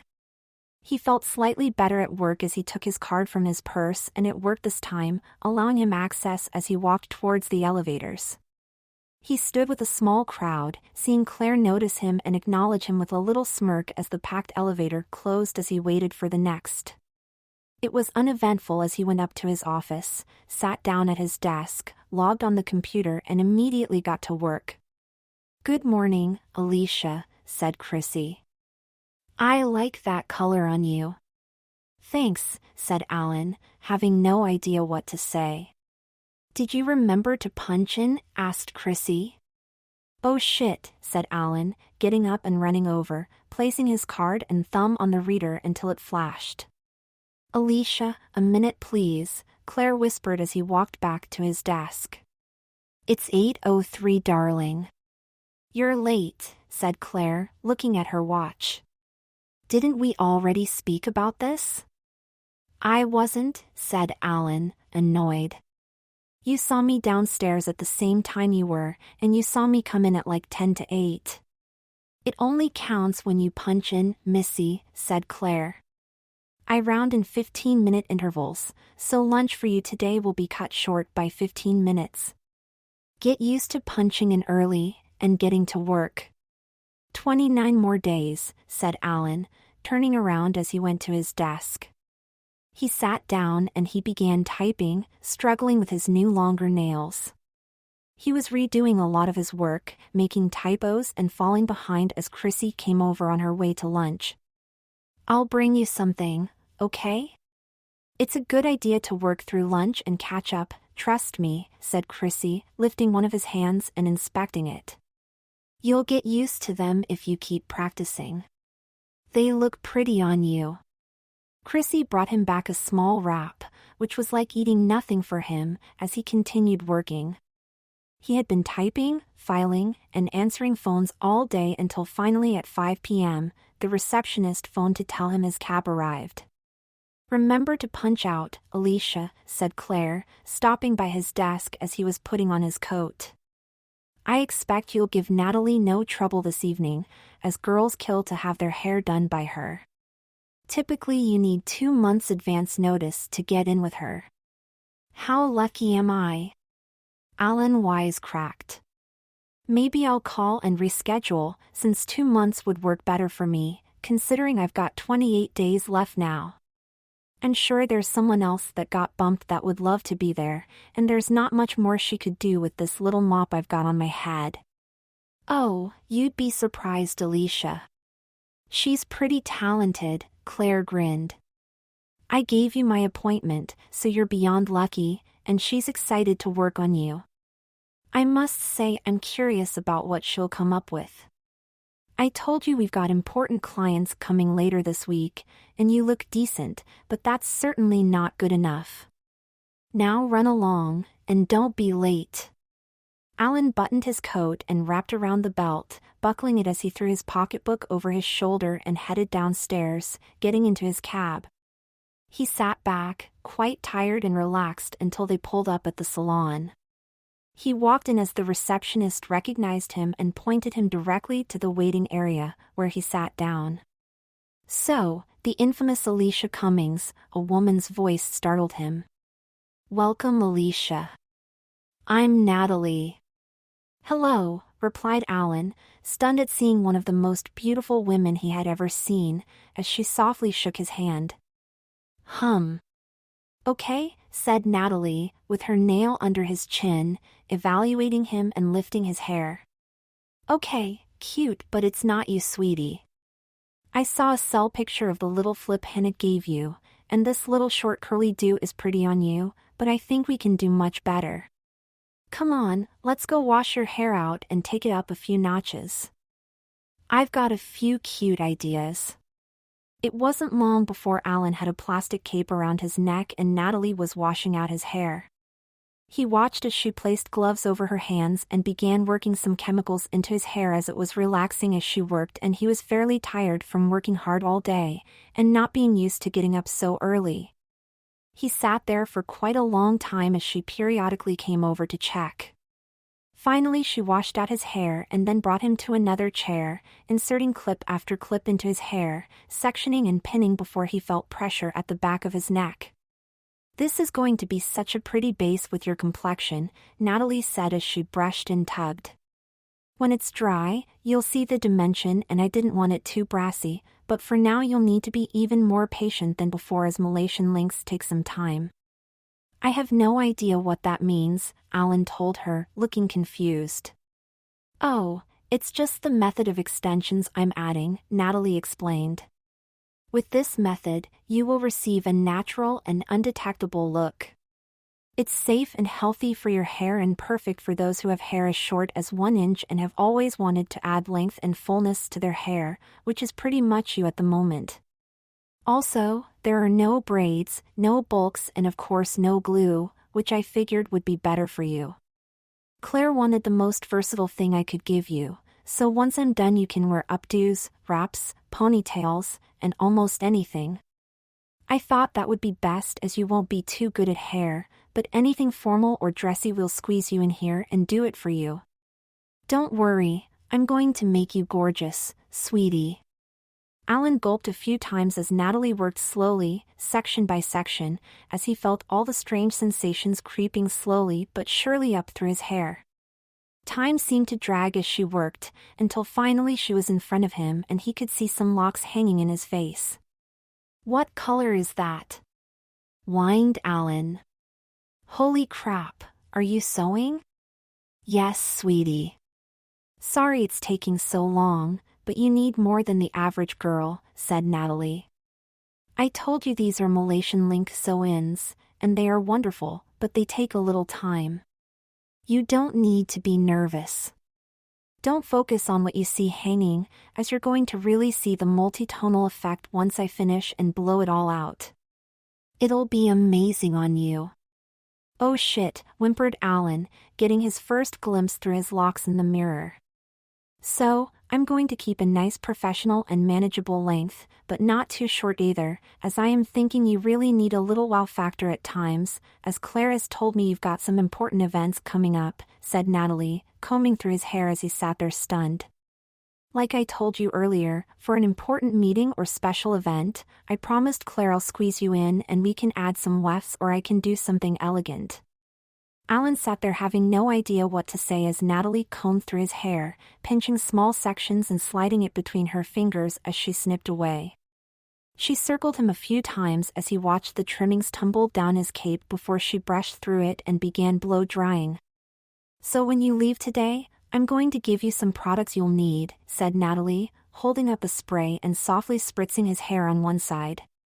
I'll give you a nice hold spray, in style gel before you blow dry, and then you can't forget to use this heat protectant before you flat iron or curl. Okay, said Alan, confused. Alicia, easy girl, said Natalie, laughing as she twisted a lot of his hair on top, pinning it with a clip and then slid her flat iron on the right. I'm going to teach you, and we'll start with easy stuff, honey. She circled him doing the back and side and took his hand, making him guide it through his hair on the left a few times. See, not so bad, said Natalie, releasing the clip on top now. She swept the hair across his face and created a part on the right, before again dipping in the flat iron as she tugged it through. Finally, she placed it down, brushing through his hair a few times and then took her hairspray, saturating his head and patting it flat with her palm. So pretty. You're a little hottie, Alicia, said Natalie, trimming a few tiny strands. Hannah told me, but I had to see for myself. So what do you think, honey? I'm speechless, replied Alan, staring at the full view of himself. It's a nice length for a professional woman, said Natalie, taking the handheld mirror and showing him the back. See, not too short like some old frumpy secretary, and not so long that you look like you're going clubbing. I think for you it'll work, because you can maintain it or change it up sometimes, but we'll see as time goes on, Alicia. Alan's moppy short hair had now been dramatically extended to about the middle of his shoulder blades, in a long straight style. The precision cut was all one length from shoulder to shoulder, sweeping from a part on the right side of his head, giving him a meticulous, pin-straight look. It was crazy as he touched it with his nail, moving it slightly from in front of his left eye as it looked so silky and shiny, reflecting the bright salon lights as he moved his head. The multi-tonal color Natalie mentioned was incredibly obvious now, as the 4 or 5 blonde tones looked incredibly natural and blended beautifully together, as they sprouted from the new honey blonde base color of his hair. Only when he really dug under his hair could he slightly feel the tiny edges of the extensions, but it was amazing to him that he was now a blonde with long hair. So chic, Alicia. Natalie, you never cease to amaze, said Hannah, coming over. Thank you. Natalie hugged Hannah. See you soon, Alicia, and I'll make up a bag with all your essentials, plus an instruction sheet for you. It'll have shampoo, conditioner, styling products, and a few tools like the flat iron I showed you how to use. The girl at the counter will make sure you get it before you leave. Blondes have more fun, so enjoy it, hon. Okay, time for your first makeup lesson, honey, said Hannah, sitting down and pulling over some carts. She proceeded to teach him how to wipe his face clean of products and lectured him on skincare before working, having him spread cosmetics on his own face. The lesson was slow, but he did learn some things and smiled, staring at his reflection at the end, looking semi-natural as he was freshly made up. Finally, Alan left the salon carrying a few shopping bags of products as he jumped into an awaiting cab, happy to be on his way home. $15 please, miss, said the driver as he pulled up. This isn't my home, Alan told the driver. Take me home, please.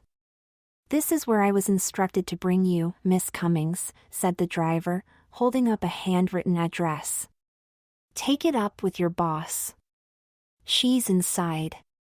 Now what? Whined Alan, handing the driver a 20 and getting out with his arms filled with bags. He looked at the address and glanced up, seeing Claire and Pam inside a jewelry store as the cab pulled away, leaving him no choice but to walk in. As he opened the door, they immediately smiled at seeing him as Pam covered her mouth, letting out a huge sigh. Amazing work that Natalie does, said Claire, walking over to him and unbuttoning his coat. See, what did I tell you, Pam? Damn, she's good. He's got better hair than I do now. I'm so jealous. Pam touched his hair as Claire took his bags. You've got to get me in there, Claire. Please, I can barely get in there myself, now, Claire teased. I had to give up my own appointments for this little high-maintenance missy, but we'll work it out.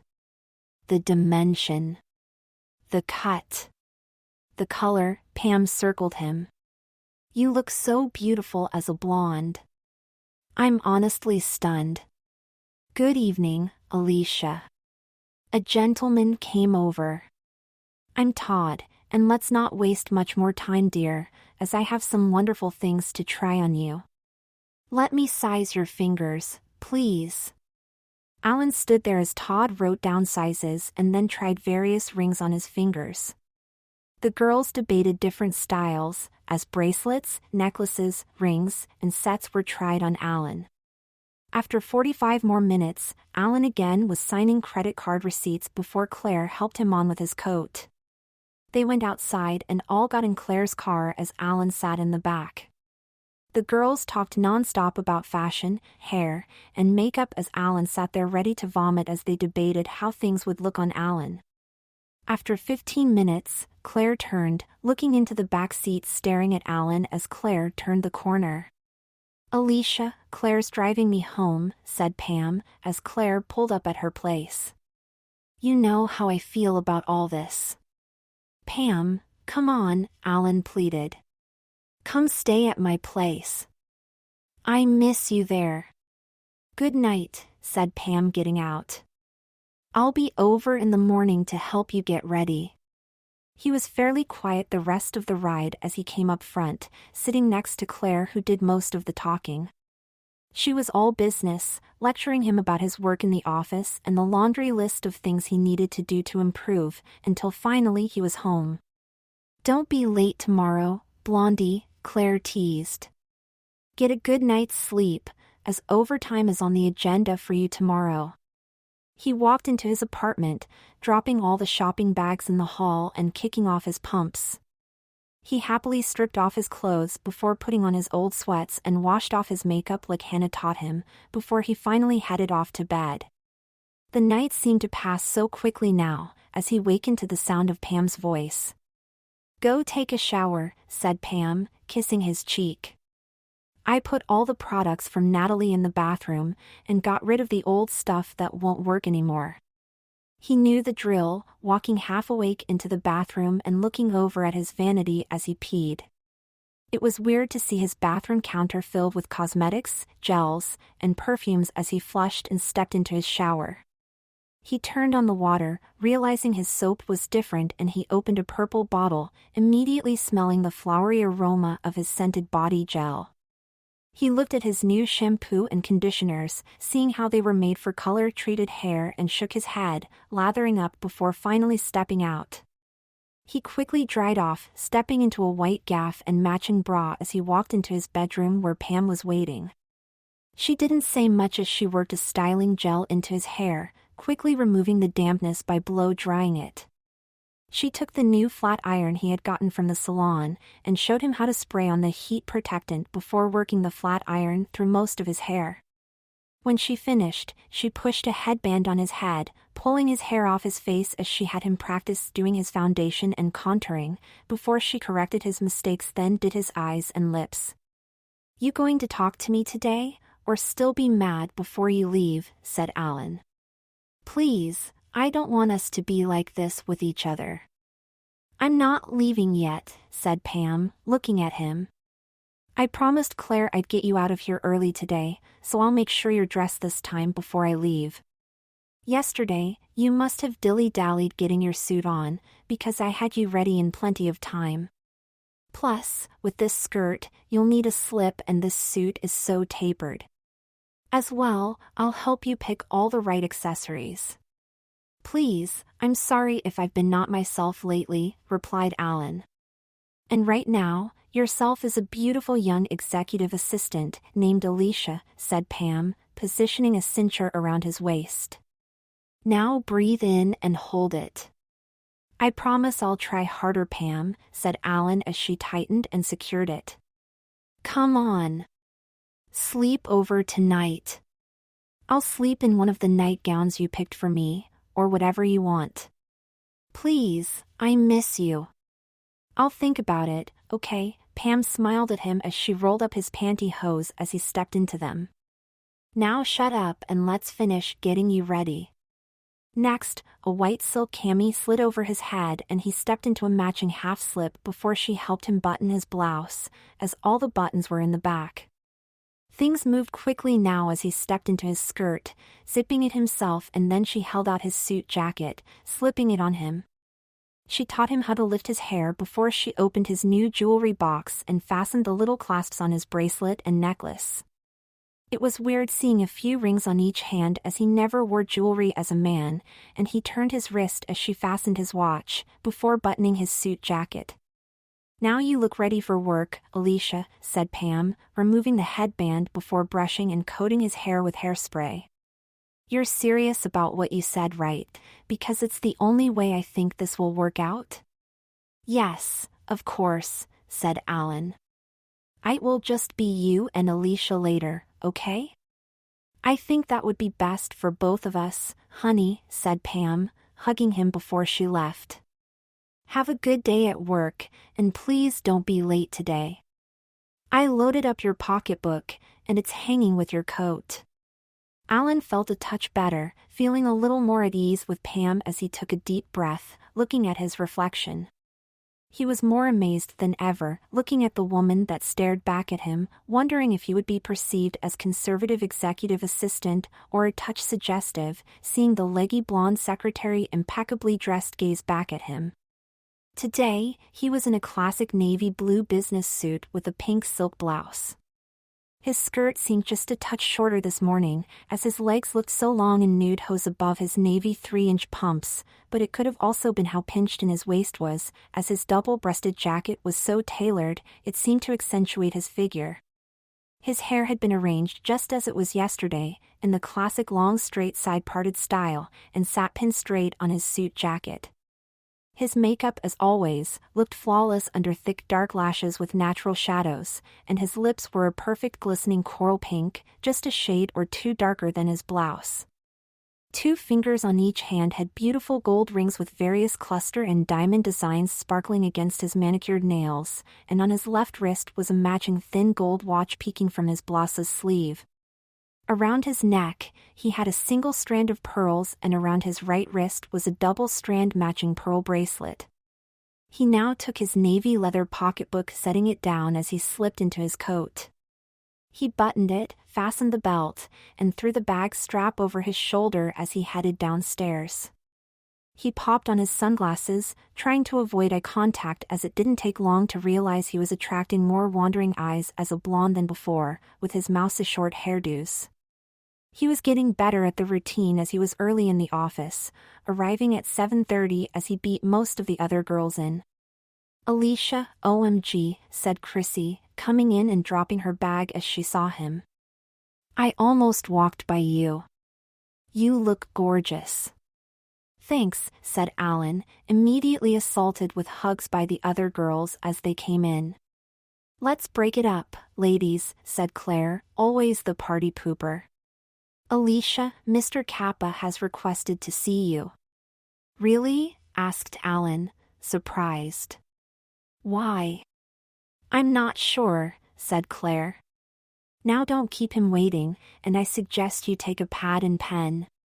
"Of course not," said Alan, scrambling to grab his stuff. "He probably needs some help on my accounts." Alan walked quickly to the elevator and was upstairs within 5 minutes, seeing Mr. Kappa's personal assistant. "Go right in, Miss Cummings," said the woman. "He's waiting for you." "Sir, you called for me," said Alan as he walked in. "Damn," said Mr. Kappa, looking up. "I heard you were pulling this off pretty well, but then someone told me you walked in and distracted some of the fellas today." "Sir, that was certainly not my intention." Alan was getting nervous. "This is all Claire's doing." "I've been given no choices, sir." "Yes, I'm aware, son. Sorry, I mean Alicia," Mr. Kappa caught himself. "You know that Claire is a fiery one, isn't she? But I'll have to say it's no surprise that she's treating you just like she would anyone else here. She's leaving no stone unturned. She always has been a perfectionist." "You're telling me?" said Alan, cracking a smile. "Well, I just wanted to see for myself, so you can get back to work now, Miss Cummings," said Mr. Kappa. "Oh, that's all, sir," said Alan. "I thought maybe you need some help with things." "Well, I'm always here to help, sir, so please don't hesitate to call on me for anything." "That's good to know, Alicia," said Mr. Kappa. "You know, why don't you follow me up to the boardroom for a moment?" "Of course, sir." Alan followed Mr. Kappa, and it was strange sashaying down the hall next to his boss, wearing a tight skirt. It was also extremely awkward standing next to him in the elevator as Mr. Kappa looked down, and Alan wondered if he was staring at the floor or his legs, or just avoiding eye contact. "After you, dear," said Mr. Kappa, holding the door as the elevator opened. Alan felt really uncomfortable with Mr. Kappa behind him, hearing nothing but the sound of his heels clicking on the marble as they walked down the formal corridor towards the boardroom. As he turned the corner, he saw the glass-walled boardroom filled with his colleagues, and realized it was the regular monthly sales meeting. "Sir, I don't have my forecasts," said Alan, stopping a few feet from the door. "I'm sorry. I'll run back down and quickly get them." "You won't be needing them, Cummings." "Now come on," said his boss, passing him now and tapping his elbow gently as Alan followed him in. "Of course, sir," said Alan, almost shitting as he was making eye contact with a number of his old buddies who were looking him up and down as he walked in. "Gentlemen, for those of you that do not know her, this is Miss Cummings," said Mr. Kappa, causing a little stir. "Settle down, please." Settle down. Some of you may know her from her past role in our organization, but right now Alicia is an extremely valuable executive administrative assistant downstairs, working for Claire. I expect all of you will welcome her and make her feel appreciated. The room broke out in a combination of applause and laughter as Alan stood there as embarrassed as humanly possible. He made eye contact with a number of his old buddies, who could barely control themselves as Mr. Kappa regained order to the room. "Okay, Miss Cummings, you may proceed," said Mr. Kappa, tapping him lightly. "Proceed, sir," whispered Alan. "Sir, I mentioned I didn't have my projections, and also there isn't even a chair for me here, sir." "Oh, sorry, you won't be needing any of that," whispered Mr. Kappa, before speaking up. "Gentlemen, please settle down and give Miss Cummings your breakfast order so we may get this meeting underway."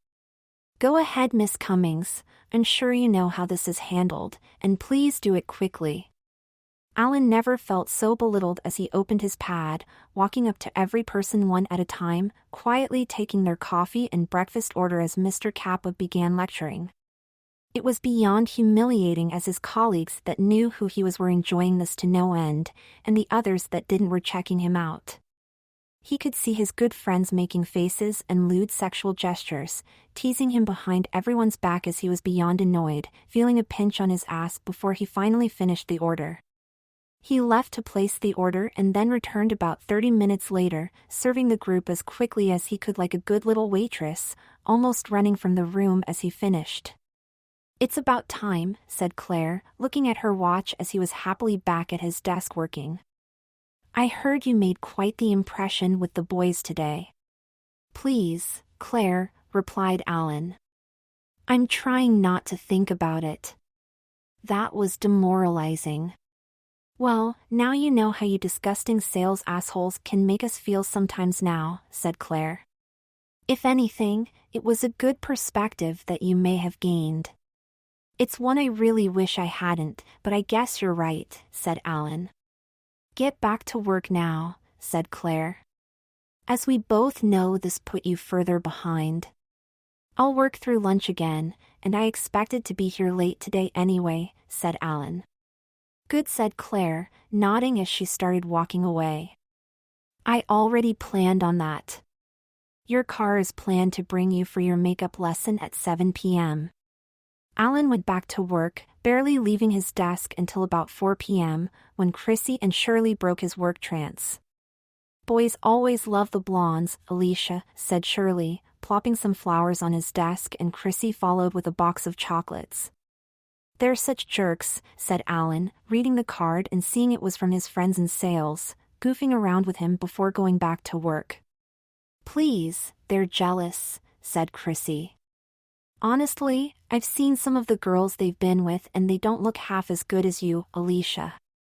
Alan went back to work, barely looking up again as most of the other girls had already gone home. "Yes, I'm sorry."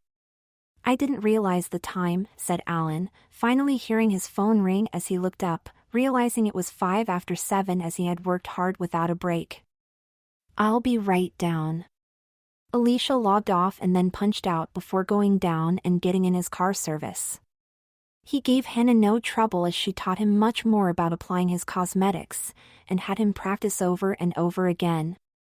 After almost 2 hours of lessons, Hannah finally finished up as he walked out with her closing the salon and jumped in his car heading home. He walked into his apartment exhausted, but was happily surprised at seeing his girlfriend half naked on his couch. "Wow, now my day just got so much better," Alan was excited to see her. "Well now, that's a good thing," said Pam, getting up and walking over to him wearing nothing but one of his white business shirts before planting a soft kiss on his lips. "Oh definitely," said Alan, enjoying the tender kiss. "Glad to see you're not worried about smearing our lipsticks anymore." "Well, we're not on our way to work, are we?" said Pam, putting her arm around his neck and looking into his eyes. "Plus, I made sure mine is pink like yours, so we don't look a disaster." "Figures," teased Alan. But I have to say it's pretty weird me being in a skirt and you in my shirt, although I must say it looks much better on you. Ah, sighed Pam, taking his hand and leading him into the bedroom. That's sweet, but it'll look much better on the floor, won't it? Damn right, it will, said Alan, kicking off his shoes and his jacket. Now you slip into something sexy we bought, and let's have a little fun. Pam unbuttoned his blouse. Remember you promised. Pam, come on, do I have to? Alan whined a little as she dropped his skirt to the floor and she dropped to her knees, rubbing his crotch before pulling down his hose. Please don't ruin the mood, honey, said Pam. Okay, said Alan, opening his dresser and searching through the top drawer. You're right. He closed it, seeing nothing but underwear, and then opened the next and then another, seeing a whole drawer of silk nightwear. Are you kidding me? Alan held up a long silk red nightgown.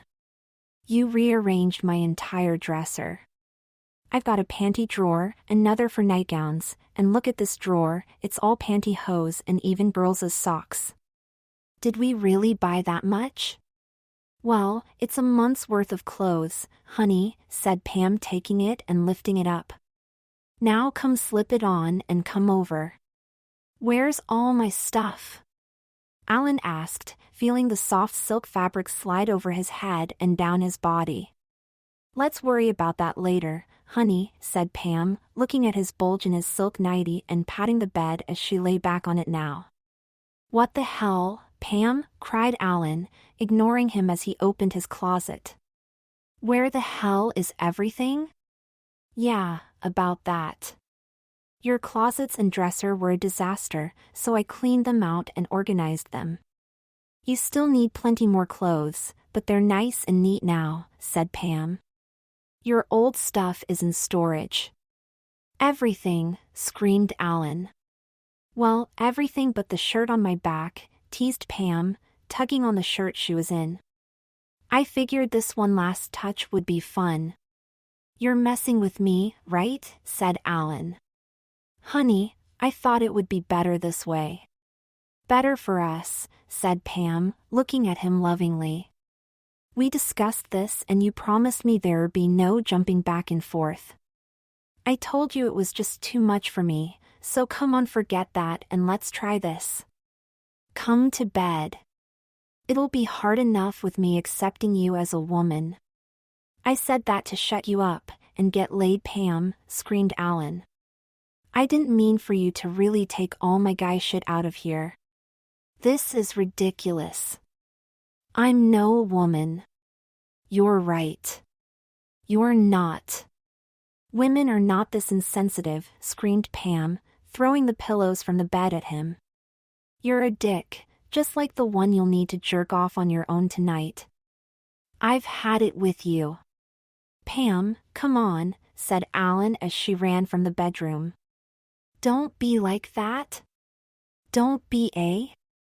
Like what? Finish the sentence. Pam was crying as she pulled on her pants and shoes. Pam, please? Alan pleaded with her. I'm done with this shit, said Pam, wiping her tears and pulling herself together.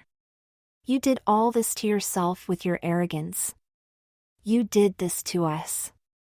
I wanted to make it work with Alicia and ride this out with you, but I can't take it anymore. I just can't. Pam, you're being a drama queen here, Alan told her. You're just being emotional. Is it that time of the month maybe?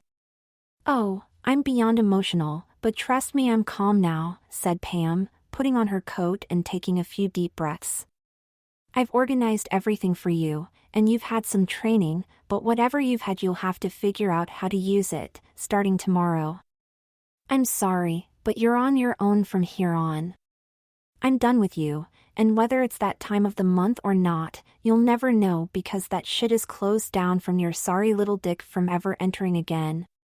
Pam, stop, said Alan, getting in front of her and the door. Please, I'm sorry. Move over, Alicia. Pam pushed him away from the door. This apartment is way too small for two queens, so it's time for the drama queen to leave. Enjoy being the main queen, and good luck, because you're going to need it. Pam, don't be like this, Alan begged as she marched down the hall, and then, as the elevator door was closing. Pam! Part 3. Alan woke up as his alarm went off and got ready for work. He knew that Pam was pissed and she wouldn't be coming this morning, and he had no choice but to put his training to work. After a quick shower, he blew his hair dry and took his time with his makeup. He fixed it a few times and figured it looked decent enough before taking the next outfit from his closet and getting dressed. It was weird trying to match things, but luckily the skirt and jacket were together and he selected a blouse. When he finished, he inspected himself in the mirror and was satisfied with the result. He had selected a classic herringbone black and white suit, with a lovely 3-button collarless jacket and matching skirt. He had remembered a girl in the office wearing something like this before, and just as she had done. He paired it with a red silk collarless blouse and was surprised at how it livened the outfit up by adding a touch of color. He wasn't sure about the shoes he should put on or if he had on the right hose, but after thinking about it and recalling the girl from the office, he made his decision. He stuck with the sheer black hose he had on, figuring they worked with the black in the suit, and he slipped on the red pumps, which matched the blouse. The jacket had brass buttons, so he selected a gold bracelet, necklace, and matching small gold hoop earrings and put them on before grabbing his jacket, and he was off to work. He was immediately inspected by Claire as he walked to his desk as she smiled, happy that he was early. "Not bad for your first time on your own," said Claire, touching his shoulder. "There's a few little things we'll need to fix. I'll be right back." "Okay," said Alan, getting to work as Claire went to her office. "Here, your hair was a little frizzy, so pull it back on top." "I put one of my clips in the bag and spray it," said Claire, handing him a small bag. "Also, your makeup is fine, but the pink lips clash with that blouse. I gave you a soft red rose lipstick so it'll pick up the blouse but not look like you're on a date. Now go to the ladies' room and do this quickly, because it's a busy day for you." Alan took the bag and ran into the handicap stall, having some space to work with. He pulled off his shoes and unzipped his skirt, changing to the sheer hose. He wiped off the pink lipstick before rubbing on the light red and looked at how it picked up the color in his blouse without seeming unnatural. He brushed his hair straight back from temple to temple and fussed with it a few times before pinning it in place, snapping the gold ornamental clip with a huge onyx-type stone that Claire gave him. He stepped back, understanding what she meant now, as tightly pulled back straight hairstyles, natural reddish lips, and sheer legs were things he saw in other girls at work. He took the hairspray from the bag, setting his style, and closed the bag, and headed back to work. He could see Claire giving him a private nod of approval as he passed her office while she spoke on the phone, and returned to his desk, getting back to his job. "Damn, what a crazy day," said Chrissy, dropping stacks of forms on his desk, waking him from his typing trance. "Okay, make 200 copies of everything, and then you have to sort and bind them." "What is all this?" asked Alan. "All the handout material for tonight," said Chrissy. "You didn't forget, right? We're working at the event. I'm sure you've seen how all the secretaries run around catering to everyone." "Great," Alan complained, getting up and heading to the copy machine. He felt so lowly, copying and sorting documents as person after person interrupted him, sneaking in a single copy here and there. His fingers were getting sore and he was getting tired of the tedious work until finally he was interrupted by Claire. "You almost done, Alicia?" Claire startled him. "Ouch," screamed Alan, looking down at his index finger. "Damn, that really hurt." "Sorry, I'll ask them to fix that when you get your hair done," said Claire, chuckling. "It's no fun breaking a nail, is it?" "No, I can't believe how much that hurt." Alan looked at his hand. "So Alicia, here is tonight's itinerary, and your duties for this evening," said Claire. "Finish up and you'll be leaving soon for the salon. They'll get you ready and have you there early to help set up, and also expect to be there late helping to break everything down. See you tonight." He couldn't believe how demanding this position was as he finished up the documentation for the evening. He headed downstairs, getting his ride to the salon, and didn't even complain as he sat down while Hannah began working on him. It was actually relaxing as she scrubbed his face and redid his foundation as he lay back in the large cushioned leather chair until Natalie came over, ready to begin on his hair. "Big night out, Alicia," said Natalie. "Time to glam you up, girl." "Okay," Alan sighed, not even opening his eyes. "Whatever, I'm wiped. Don't mind me and do your thing." "Oh, you'll get that second wind when you see your dress," teased Natalie. "It's gorgeous." "Ouch," whined Alan as she began brushing through his hair. "Or I'll wake up now, since that hurts." "Sorry it's all the hairspray, hon, but I can't wash it as it's better doing styles like this when it's a little tacky," said Natalie. "Just bear with me a little, honey, and I'll get it where I want it, and then give you back to Hannah later." Natalie brushed through his entire head, inserting clip after clip, sectioning as she worked. It felt ever so strange as she began stretching and spraying in some thick setting solution before he felt the first plastic roller being twisted onto the back of his head. She worked at sectioning and rolling, and before he knew it, his entire back of his head was covered in green rollers. She now turned her attention to the top and next to his ears, as she combed a long section in front of his face and tilted his head forward. She took thick sections between her fingers now and grabbed very large blue plastic rollers, twisting them away from his face. She did this a few times on top and then a few on each side before finally working on the last thick section in front of his eyes. It took only 2 large rollers as this time she twisted it under towards his forehead, before sliding on the last few pins and then covered him in a thin mesh hairnet. It was so strange seeing his reflection in the mirror when he got up, as Natalie led him over to a red chair near the wall before the bonnet was lowered over his head. It was incredibly relaxing though, feeling the heat surround his head as the nail tech came over, fixing his fractured nail as he was almost dozing off. He wasn't baking that long as the hot air switched off and Natalie came over, lifting the bonnet and checking on him. "Sorry, sweetie, to break that trance, but come on," said Natalie, tapping his thigh.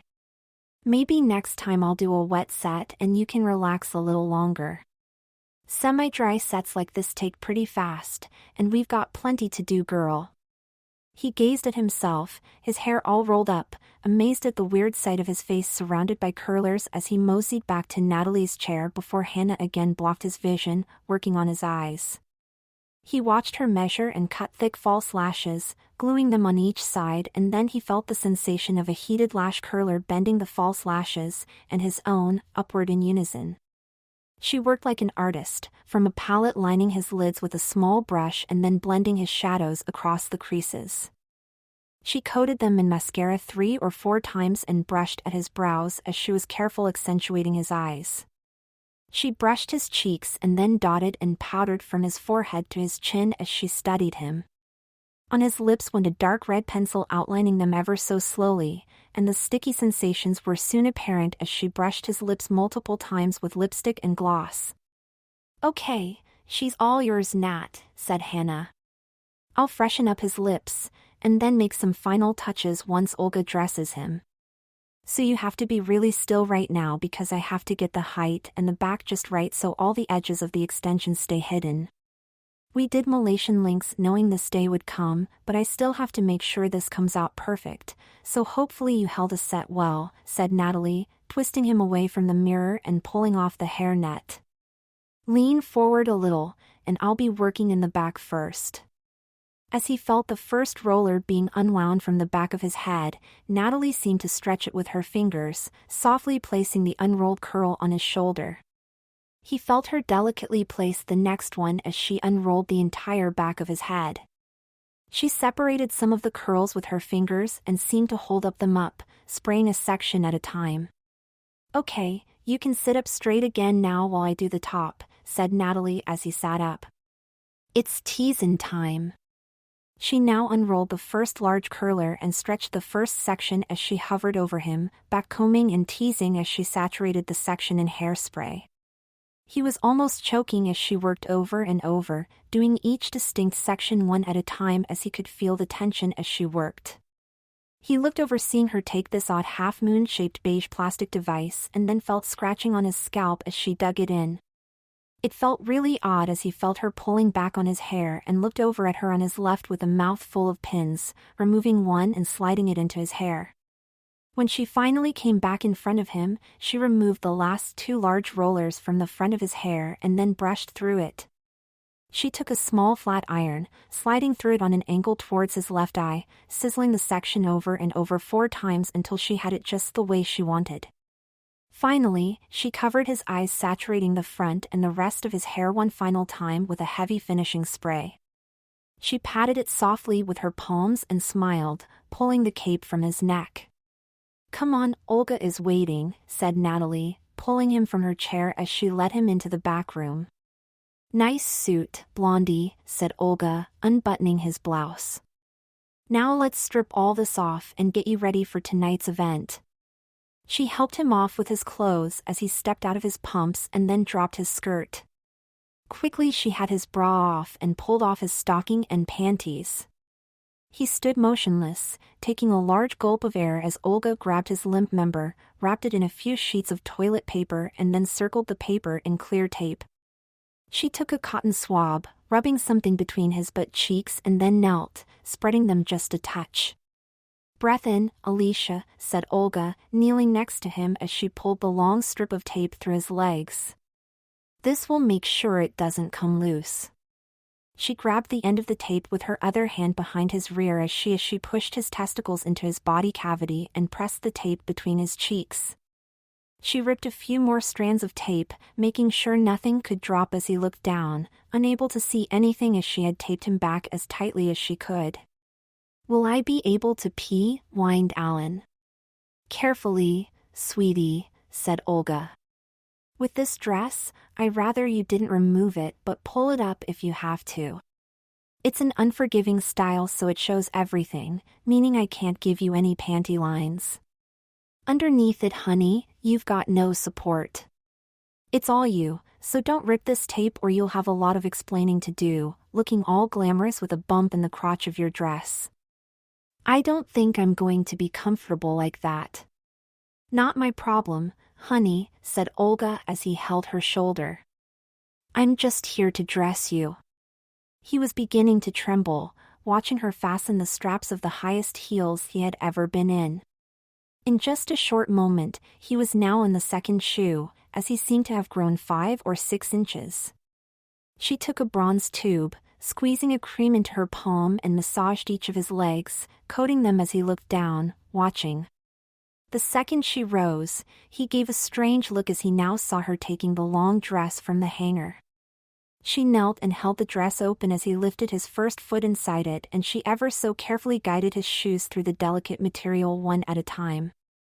When he was steady-footed with both heels on the floor, she guided the dress up his body and before he could blink, was lifting the curls on his back and fastening it behind his neck. "Oh la la, sweetie," said Olga, standing up and stepping back. "Very elegant, dear." "I love the color on him, Olga," said Hannah, coming in now and taking out her lip brush. "Is there a blazer or something?" asked Alan as she painted his lips. "I'm like half naked in this." "Oh, stop." "It's gorgeous," said Olga, adjusting the breast area. "I bet you never said that if your girlfriend was in something like this." "Well, I guess not," said Alan as he got a whiff of the strong perfume as Hannah touched his neck and wrists. "Then shush and enjoy being sexy," said Olga, adjusting the other side of the dress now. "I just used some double-sided tape on your boobs, so be careful if you're dancing that you don't pop out of this. But I think you'll be fine as this stuff holds so well. I'll be working and even if I wasn't, I won't be dancing dressed like this," Alan said, looking down at himself. "I'll barely be walking in these shoes." For the first time, Alan was out of his now customary business attire and was dramatically dressed in evening wear. He spun ever so slowly toward the three-way mirror behind him in the dressing area, getting the full view of himself from every angle in the stunning long gown, feeling more like he was headed for the red carpet rather than the evening's corporate social. His dress was an elegant long chiffon, form-fitting evening gown in a peachy orange spring-like color, which featured a floor-length A-line slightly flowing skirt with a sexy side slit and a small, fly-away train. He was distracted as he touched it, feeling how incredibly soft and thin it seemed as it instantly invoked goosebumps across all of his exposed flesh. He knew immediately why they had taped his breasts, as in front a long thin keyhole slit ranged from his semi-sheer silk collar to the breastbone, exposing a long strip of skin between his breasts, giving him an incredibly sexy look as the soft chiffon halter design covered only his breasts above the waist.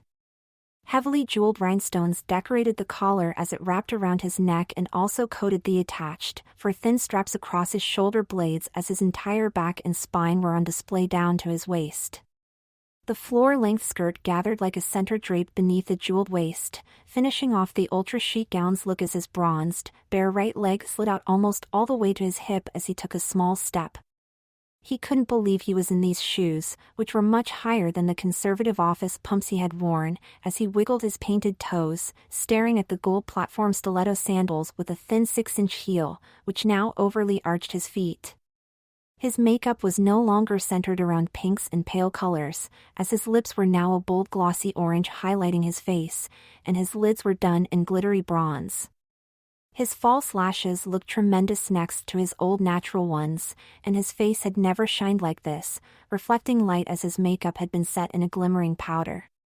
His professional tight blonde hairdo had been pumped up for evening as well, as he touched up top it felt like concrete from all the heavy spray.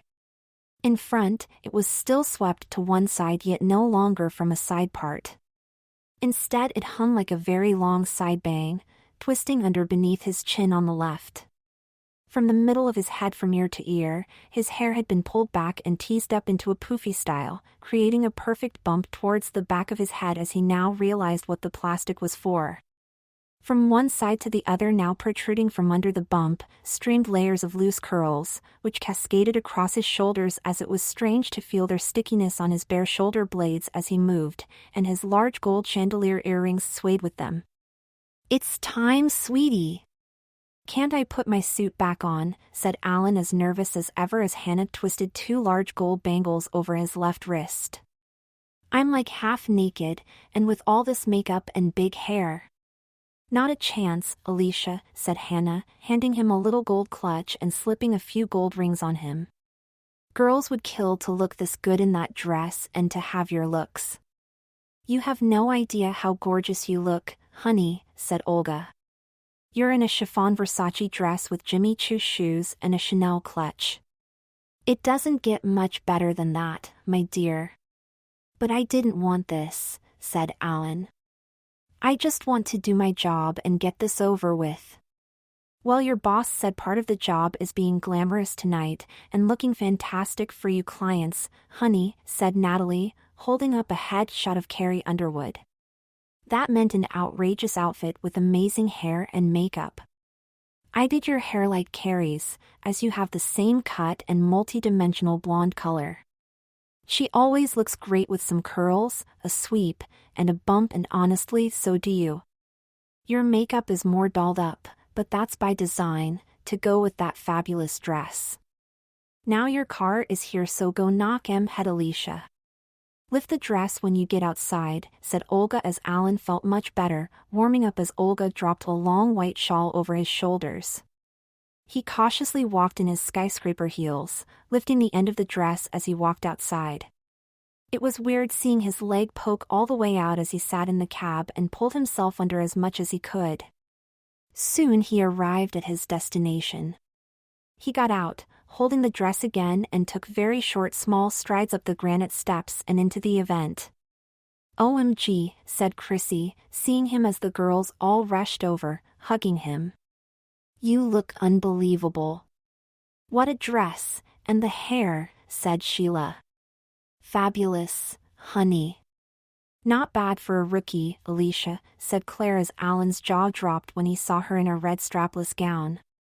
Now enough of the niceties, ladies. Everyone looks beautiful. Let's all get to work, please. Alan did his best, smiling and handing out documents as people wandered in. He stood there doing his job, catering to everyone before he almost jumped out of his skin, feeling a finger slide down his bare spine.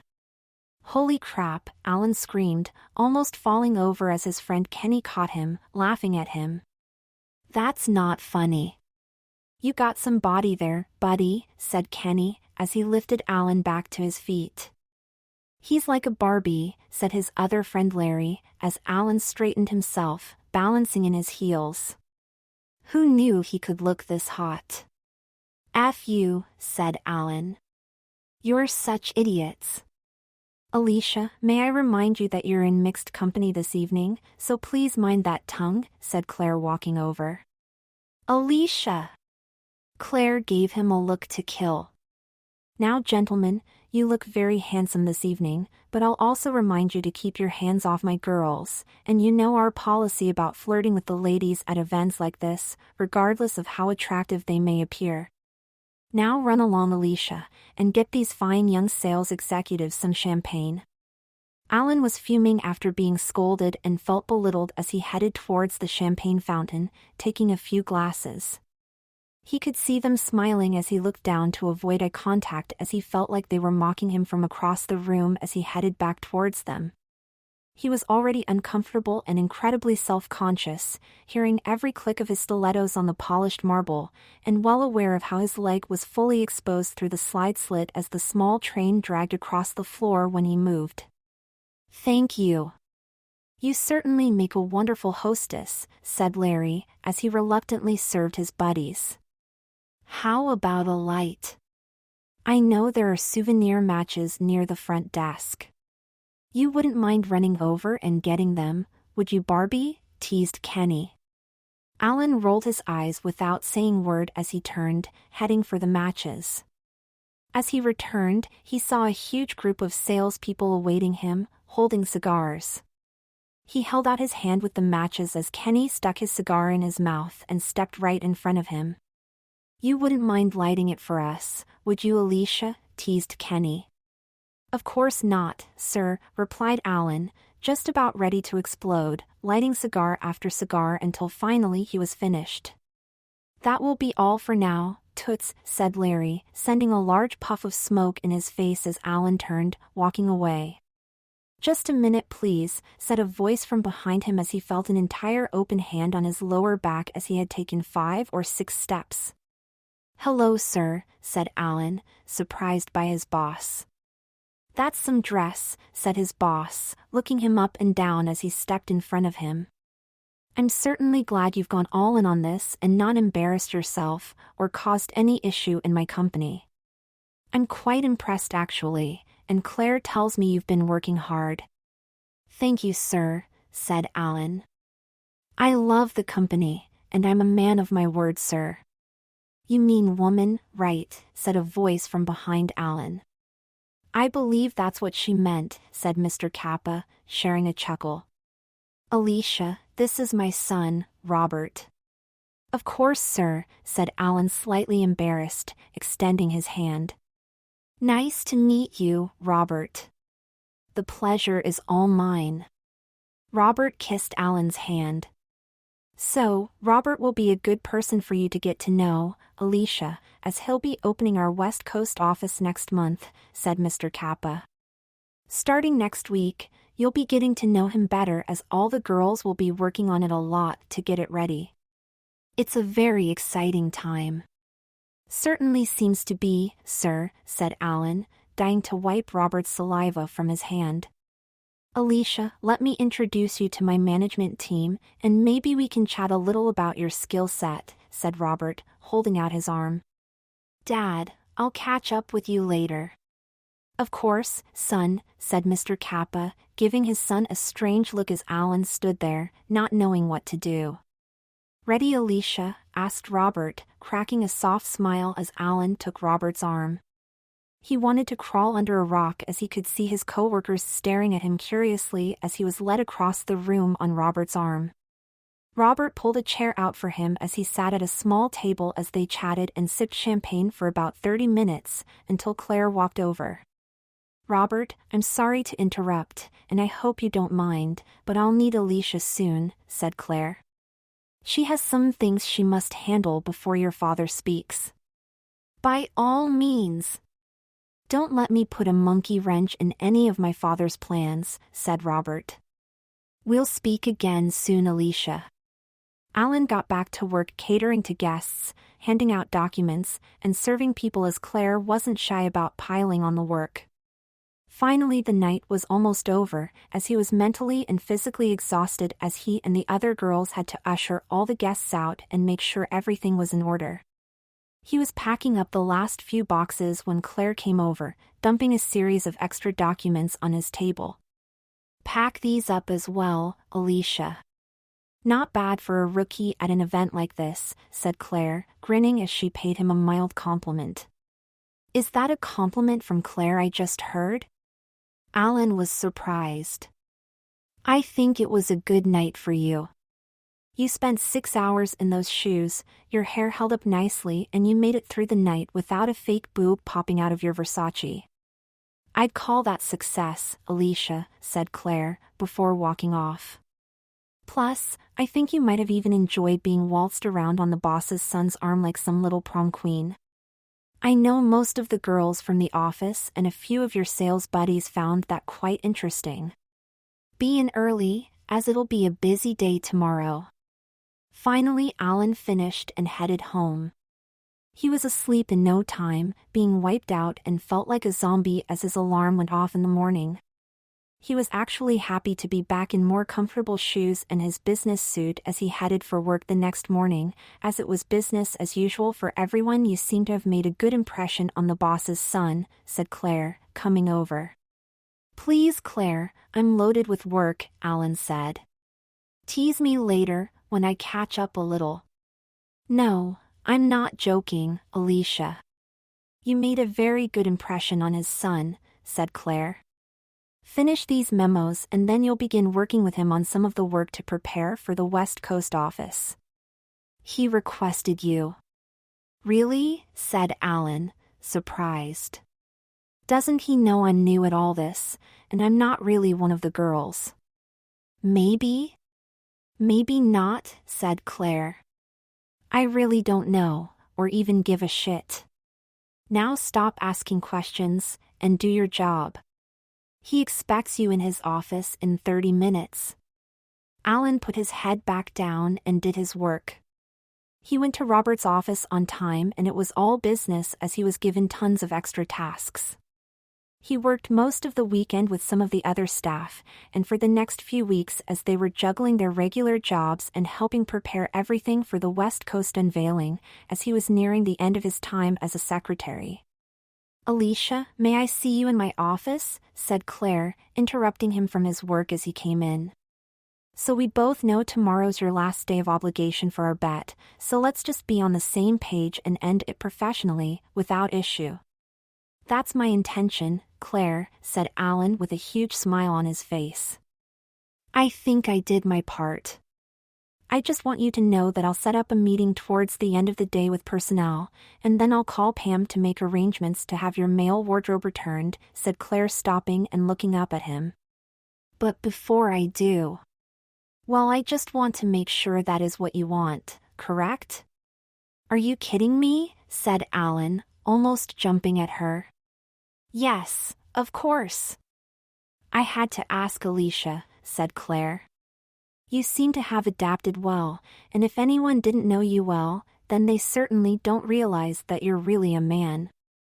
Half the guys in this company would ask you out." "Okay, on that note I'll be getting back to work, please," said Alan, grossed out. "Okay, but don't forget that Robert set up a dinner tonight at Tavern on the Green," said Claire, handing him a note. "He requested you there, so it'll be your last after-hours business function as part of my group." "Oh great," whined Alan, taking the note. Olga will have your dress, and you've got a hair appointment at 5:30, said Claire. Enjoy your last night out as Alicia. Alan worked as he normally did the rest of the day and headed into his car to the salon. He was used to all the drills there as they did his face and hair, and then Olga dressed him appropriately as he headed to the restaurant.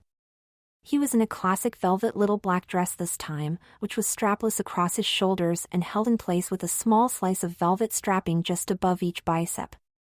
In front, the V-neck design showed just a hint of pushed-up cleavage below his falsies, which were held firmly in the strapless, firm underwire bra, and the dress was form-fitting all the way down as it ended mid-thigh.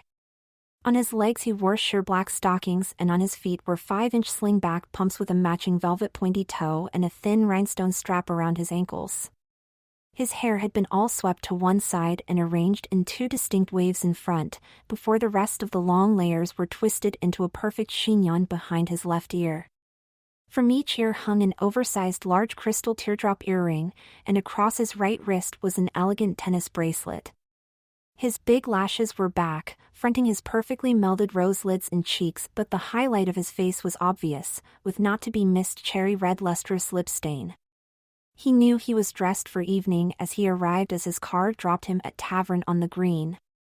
He wished he had a coat as he exited the car, feeling the slight chill in the air, but with his hair mostly secured in the chignon and his dress very form-fitting, the wind could do little damage. He walked in ready to work one last time at an after-hour social, looking around for his event. "I can't seem to find our corporate event," said Alan to a receptionist until he felt a hand on his shoulder. "I'm not aware of any corporate events this evening, miss," said the receptionist.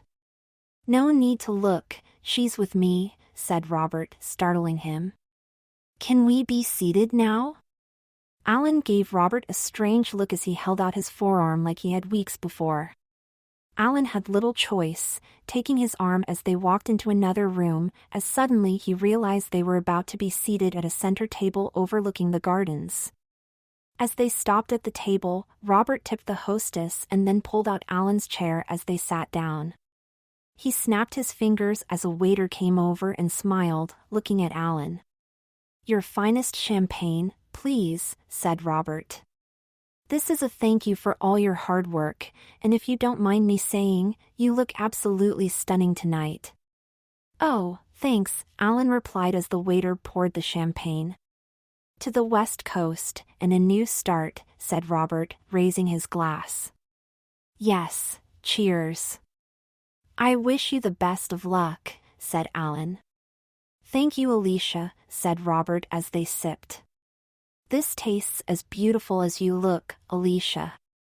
"Wow, thanks again," said Alan, downing his drink and having no idea what to say, worrying now that Robert might have the wrong idea and knowing he was certainly not at a business event. "So Alicia, I thought you'd enjoy celebrating with me because working with you has been my pleasure," said Robert. "I know you may not be expecting this, but I was hoping we could take our relationship further than just business." "Robert, sir?" Alan stuttered. "This will be really awkward, but I thought you knew my situation." "I'm sorry I made a bad assumption, as obviously your dad knows everything, so please don't feel bad about what I'm about to say, Robert." "Well, I'm really not Alicia, and in fact tomorrow is Alicia's last day. My name is Alan, and I'm actually a man." Robert was now laughing as Alan felt relieved, getting it off his chest. "Oh, you took that well," said Alan, sharing a laugh now. "Thank goodness you're not mad, and I'm not fired, right?" "Of course not," said Robert, still chuckling. "Good, because I thought for a moment you were pursuing me," Alan chuckled. "You know, with all the nice comments. I thought you wanted a date." "I didn't want one," said Robert, as Alan felt him rubbing his leg under the table. "This is one." "I'm sorry," said Alan, confused. "I know I'm blonde, but it's not natural, sir." "What did you say?"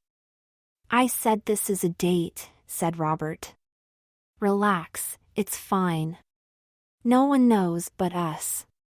Claire thinks you are handling a small business function that I set up, and I sent them the little black dress. You see, you're my type. I've always had a thing for she-males, and you're a rare find. Honestly, you're exquisite, Alicia. I know the whole story about the bet and that tomorrow's your last day as a girl, but I don't want it to be. I'm here to offer you a job with me in the new West Coast office as Alicia, with the opportunity to spend more time together. The timing couldn't be better for us to discover each other. I think you'll be amazed how exciting our relationship could be as you continue to develop as a woman. You mean as a full-time woman? Said Alan, stunned. Yes, and as my girlfriend and with any job you want. Be the office manager or my secretary or go back in sales if you want. With your looks, you'd be an amazing saleswoman. Work whatever schedule you want or don't work at all and just stay home, looking gorgeous, said Robert, reaching his hand under the table and up Alan's skirt between his thighs. I'm rich, Alicia, so it doesn't matter. You'll have everything you've ever wanted and I'll have you. I leave tonight on my private jet and I want you with me. Robert, please, whined Alan. What you're asking is crazy. This was all temporary. It was a bet. I know it's happening so fast, said Robert, squeezing gently. I know you didn't expect it. I gotta go, said Alan, getting up. Wait, you're making a mistake, said Robert, grabbing his wrist. You're not thinking clearly. This chance won't come again, Alicia. Alicia's got 1 day left, said Alan as he turned to leave. I'm out of here. Alicia, wait, Robert grabbed him.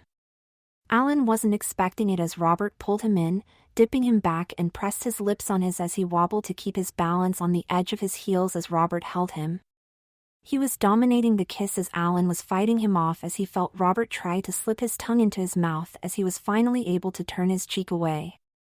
Alan was stunned as Robert lifted him back to his feet and removed his arms from around him as Alan gathered himself.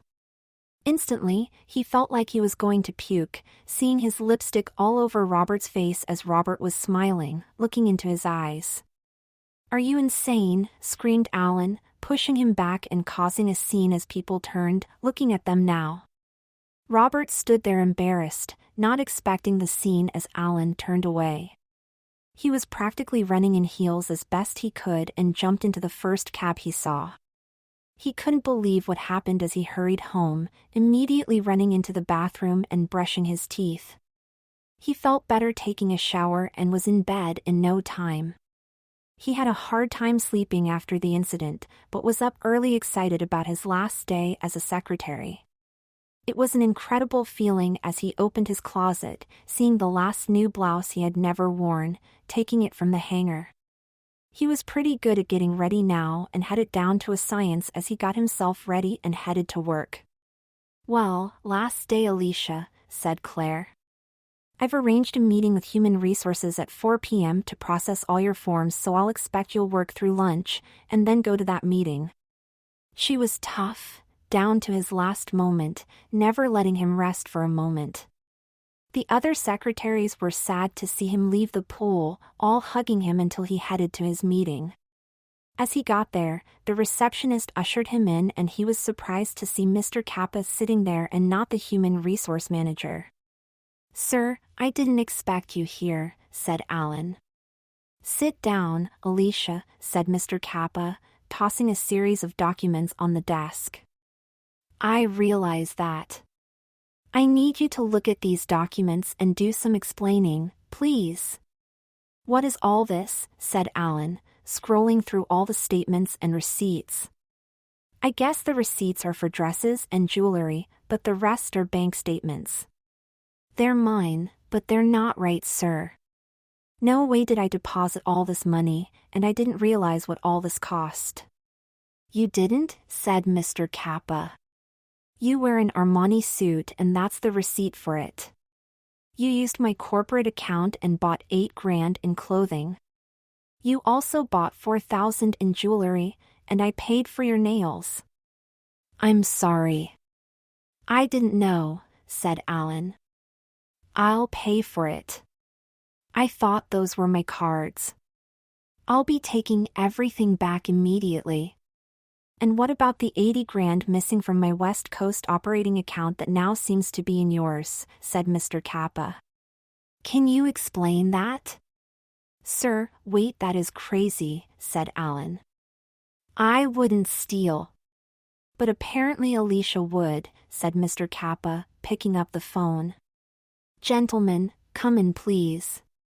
Alan was stunned as two officers came in and he soon found himself in handcuffs.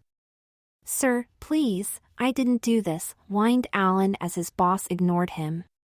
Take her out the back door, said Mr. Kappa. I don't want my company shamed. Alan was tearing up as he found himself cuffed in the back of a car. He was brought to a local jail and disgraced as he was strip-searched before redressing and being thrown in a cell with a series of scuzzy men. Oh yeah. Aren't you a sweetie? Said one of the cellmates as Alan tried finding a corner. Thanks for the gift. You must be an expensive type, Butch, said another cellmate. But I guess you'll be free tonight, won't you?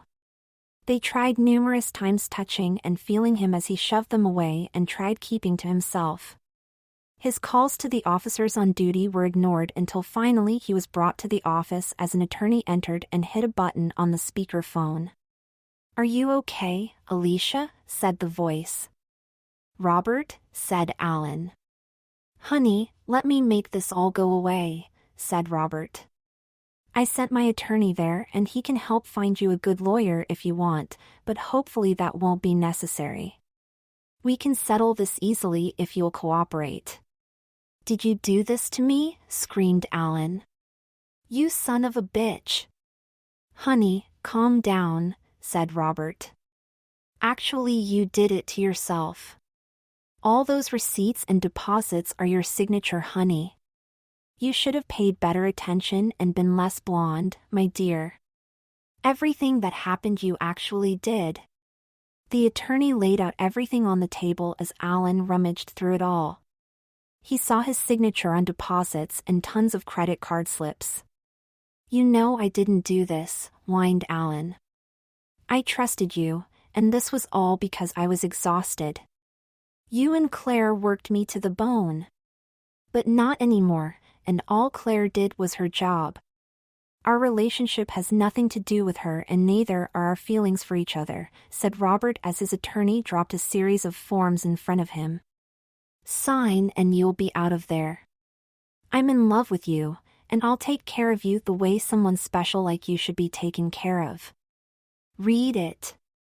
It's a 1-year deal. After 1 year, if you're not happy, then you can leave me and you'll be rich. Sign it and you'll be out of there in 30 minutes and all you have to give me is 1 year. You're really crazy, said Alan. A year as a woman. And if I didn't? Then I'm sorry, but you're on your own, my dear, said Robert. Either way, you won't be a virgin much longer, my lovely Alicia, but wouldn't you rather it be in a loving situation?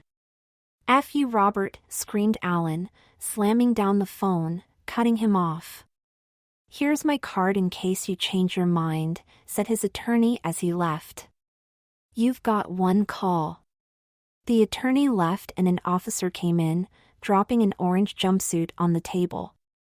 Put this on and put your clothes in the bag, said the officer. Keep on your underwear and shoes. But all I have are heels, said Alan.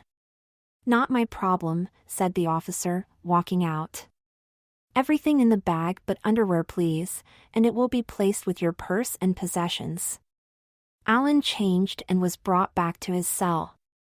It was now later in the evening and crowded with criminals and derelicts, and it wasn't long before they couldn't keep their hands off him. I'm digging Butch in the jumpsuit and pumps, said a cellmate. I'm first, homies. Suddenly, Alan found himself fending them off as the officers ignored them, laughing as Alan cried as they tried having their way with him. Please, I can't, whined Alan as some sperm squirted into his right eye. I need my phone call.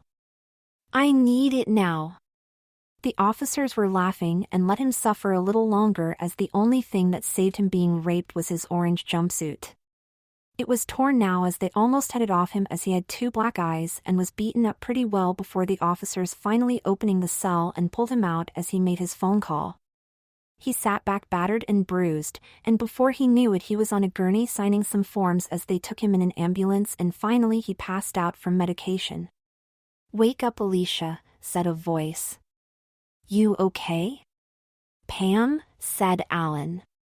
"Hey honey," said Pam squeezing his hand. "What are you doing here?" said Alan. "I thought you left me." "You sent for me, honey," said Pam. "I'm honored you did, truthfully, and I wouldn't miss this, but I'm sure you know what you're doing. I'll get Olga and Hannah for you as it's almost time." "Rise and shine, Alicia," said Claire, coming over. "It's an exciting day, isn't it?" "Exciting?" said Alan, lifting his arm from under a sheet that covered him in his chair, and rubbing his eyes. "Yes, it's the big day of course," said Claire.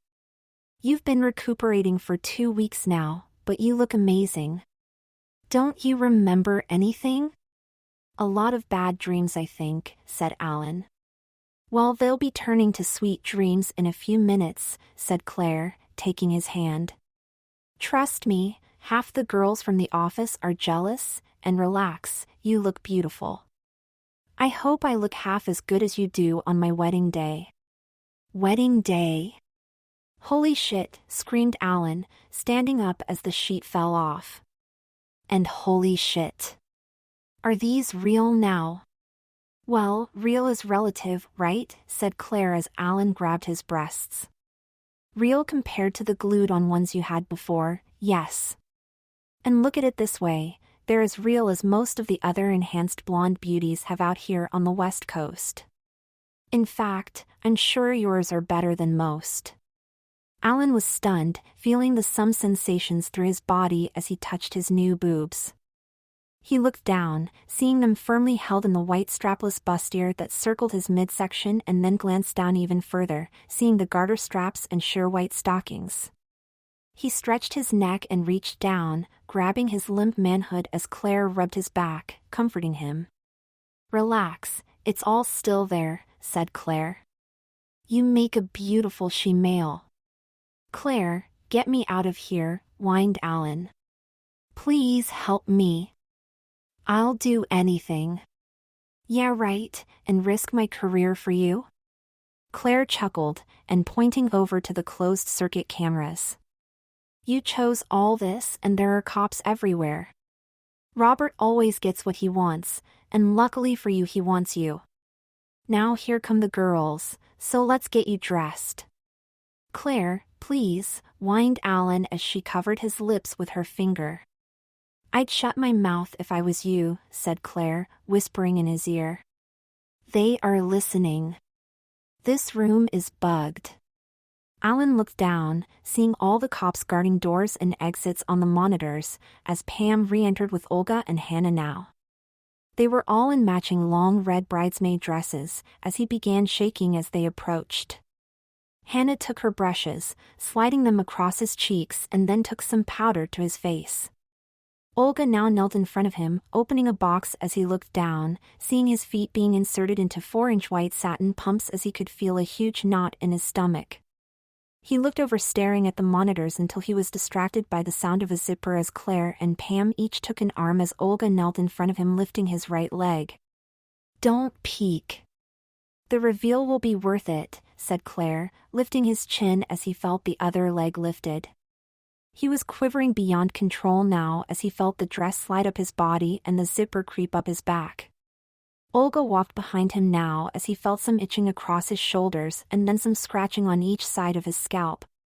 Within a moment, she was looking directly into his eyes, taking beige pin after pin from between her clenched teeth and inserting them onto his head until finally she let out a huge smile and stepped back.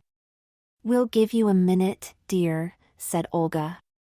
"Vera Wang always knows how to take your breath away and you're no different." "You look amazing." See you out there, Alicia, said Claire, releasing his chin. Alan was completely stunned as he turned as the girls scurried from the room. He looked down, seeing his huge cleavage framed in the strapless cups of the white dress. He was visibly thinner than he had ever been, and he couldn't believe it was him he was staring at, as he looked over his shoulder, seeing the floor-length mirror as he turned, getting the full reveal. His dress was a strapless ivory taffeta Vera Wang wedding gown with an asymmetrically draped bodice, scooped neckline and a full ball gown tulle skirt. The huge poofy skirt hid any bulge he had, as did the tight white satin and lace panties he was wearing. His makeup looked flawless, with huge perfect lashes, simple creamy natural shadows, and his lips were a glass-like glossed candy apple red. In his ears were elegant teardrop pearl earrings, and he had on no other jewelry beyond the large diamond engagement ring on his left ring finger. His blonde hair had been gelled back and arranged in a rather basic high-rounded, yet oversized pumped-up bun with not a hair out of place. The base of the bun was surrounded in white pearls and baby's breath flowers, before being engulfed in a long sheer veil which streamed all the way down his back and swept a few feet behind him on the floor. "I'd stare at myself too if I was that beautiful," said a voice, startling Alan. "Mr. Kappa." Alan twisted to see him. "It's time, Alicia," said Mr. Kappa, coming over and taking both of Alan's hands, looking into his eyes. "I'll be giving you away to my son. You made the right decision, dear." "Sir, I," said Alan as Mr. Kappa shushed him with his finger and then pulled down his veil. "You can start calling me Dad when we're not at work, my dear," said Mr. Kappa, taking Alan's hand and placing it on his forearm as he began pulling him from the room. Alan looked up now, trembling as he watched the procession of bridesmaids walking down the aisle as he found himself being dragged by Mr. Kappa. He looked around, knowing most of the faces of people from work, as he knew all eyes were on him. He could see his former friends from sales chuckling as he almost pulled away to run before seeing the guards at the exits. He finally looked up and ahead, realizing he was now at the altar, seeing Robert grinning from ear to ear as they stopped walking. "Don't be nervous, he'll take good care of you monetarily, and in the bedroom. Trust me, I'm happy it worked out for you too," said Mr. Kappa, whispering in his ear. "It'll be much more economical than paying for all his she-male hookers every week, and you'll make a fine wife. I'll expect you to make my son very happy, Alicia, so we don't need to revisit any of your prior sins." "Dearly beloved," said the minister as Alan looked over at Robert, who was smiling. He clutched his bouquet tightly and took a few deep breaths. Before he knew it, he was mumbling when Robert squeezed his hand and a ring was sliding over his finger. He was frozen as his veil was being lifted, clearing his vision, and he knew there was no turning back as he watched Robert's lips move in, feeling his first kiss as Mrs. Robert Kappa.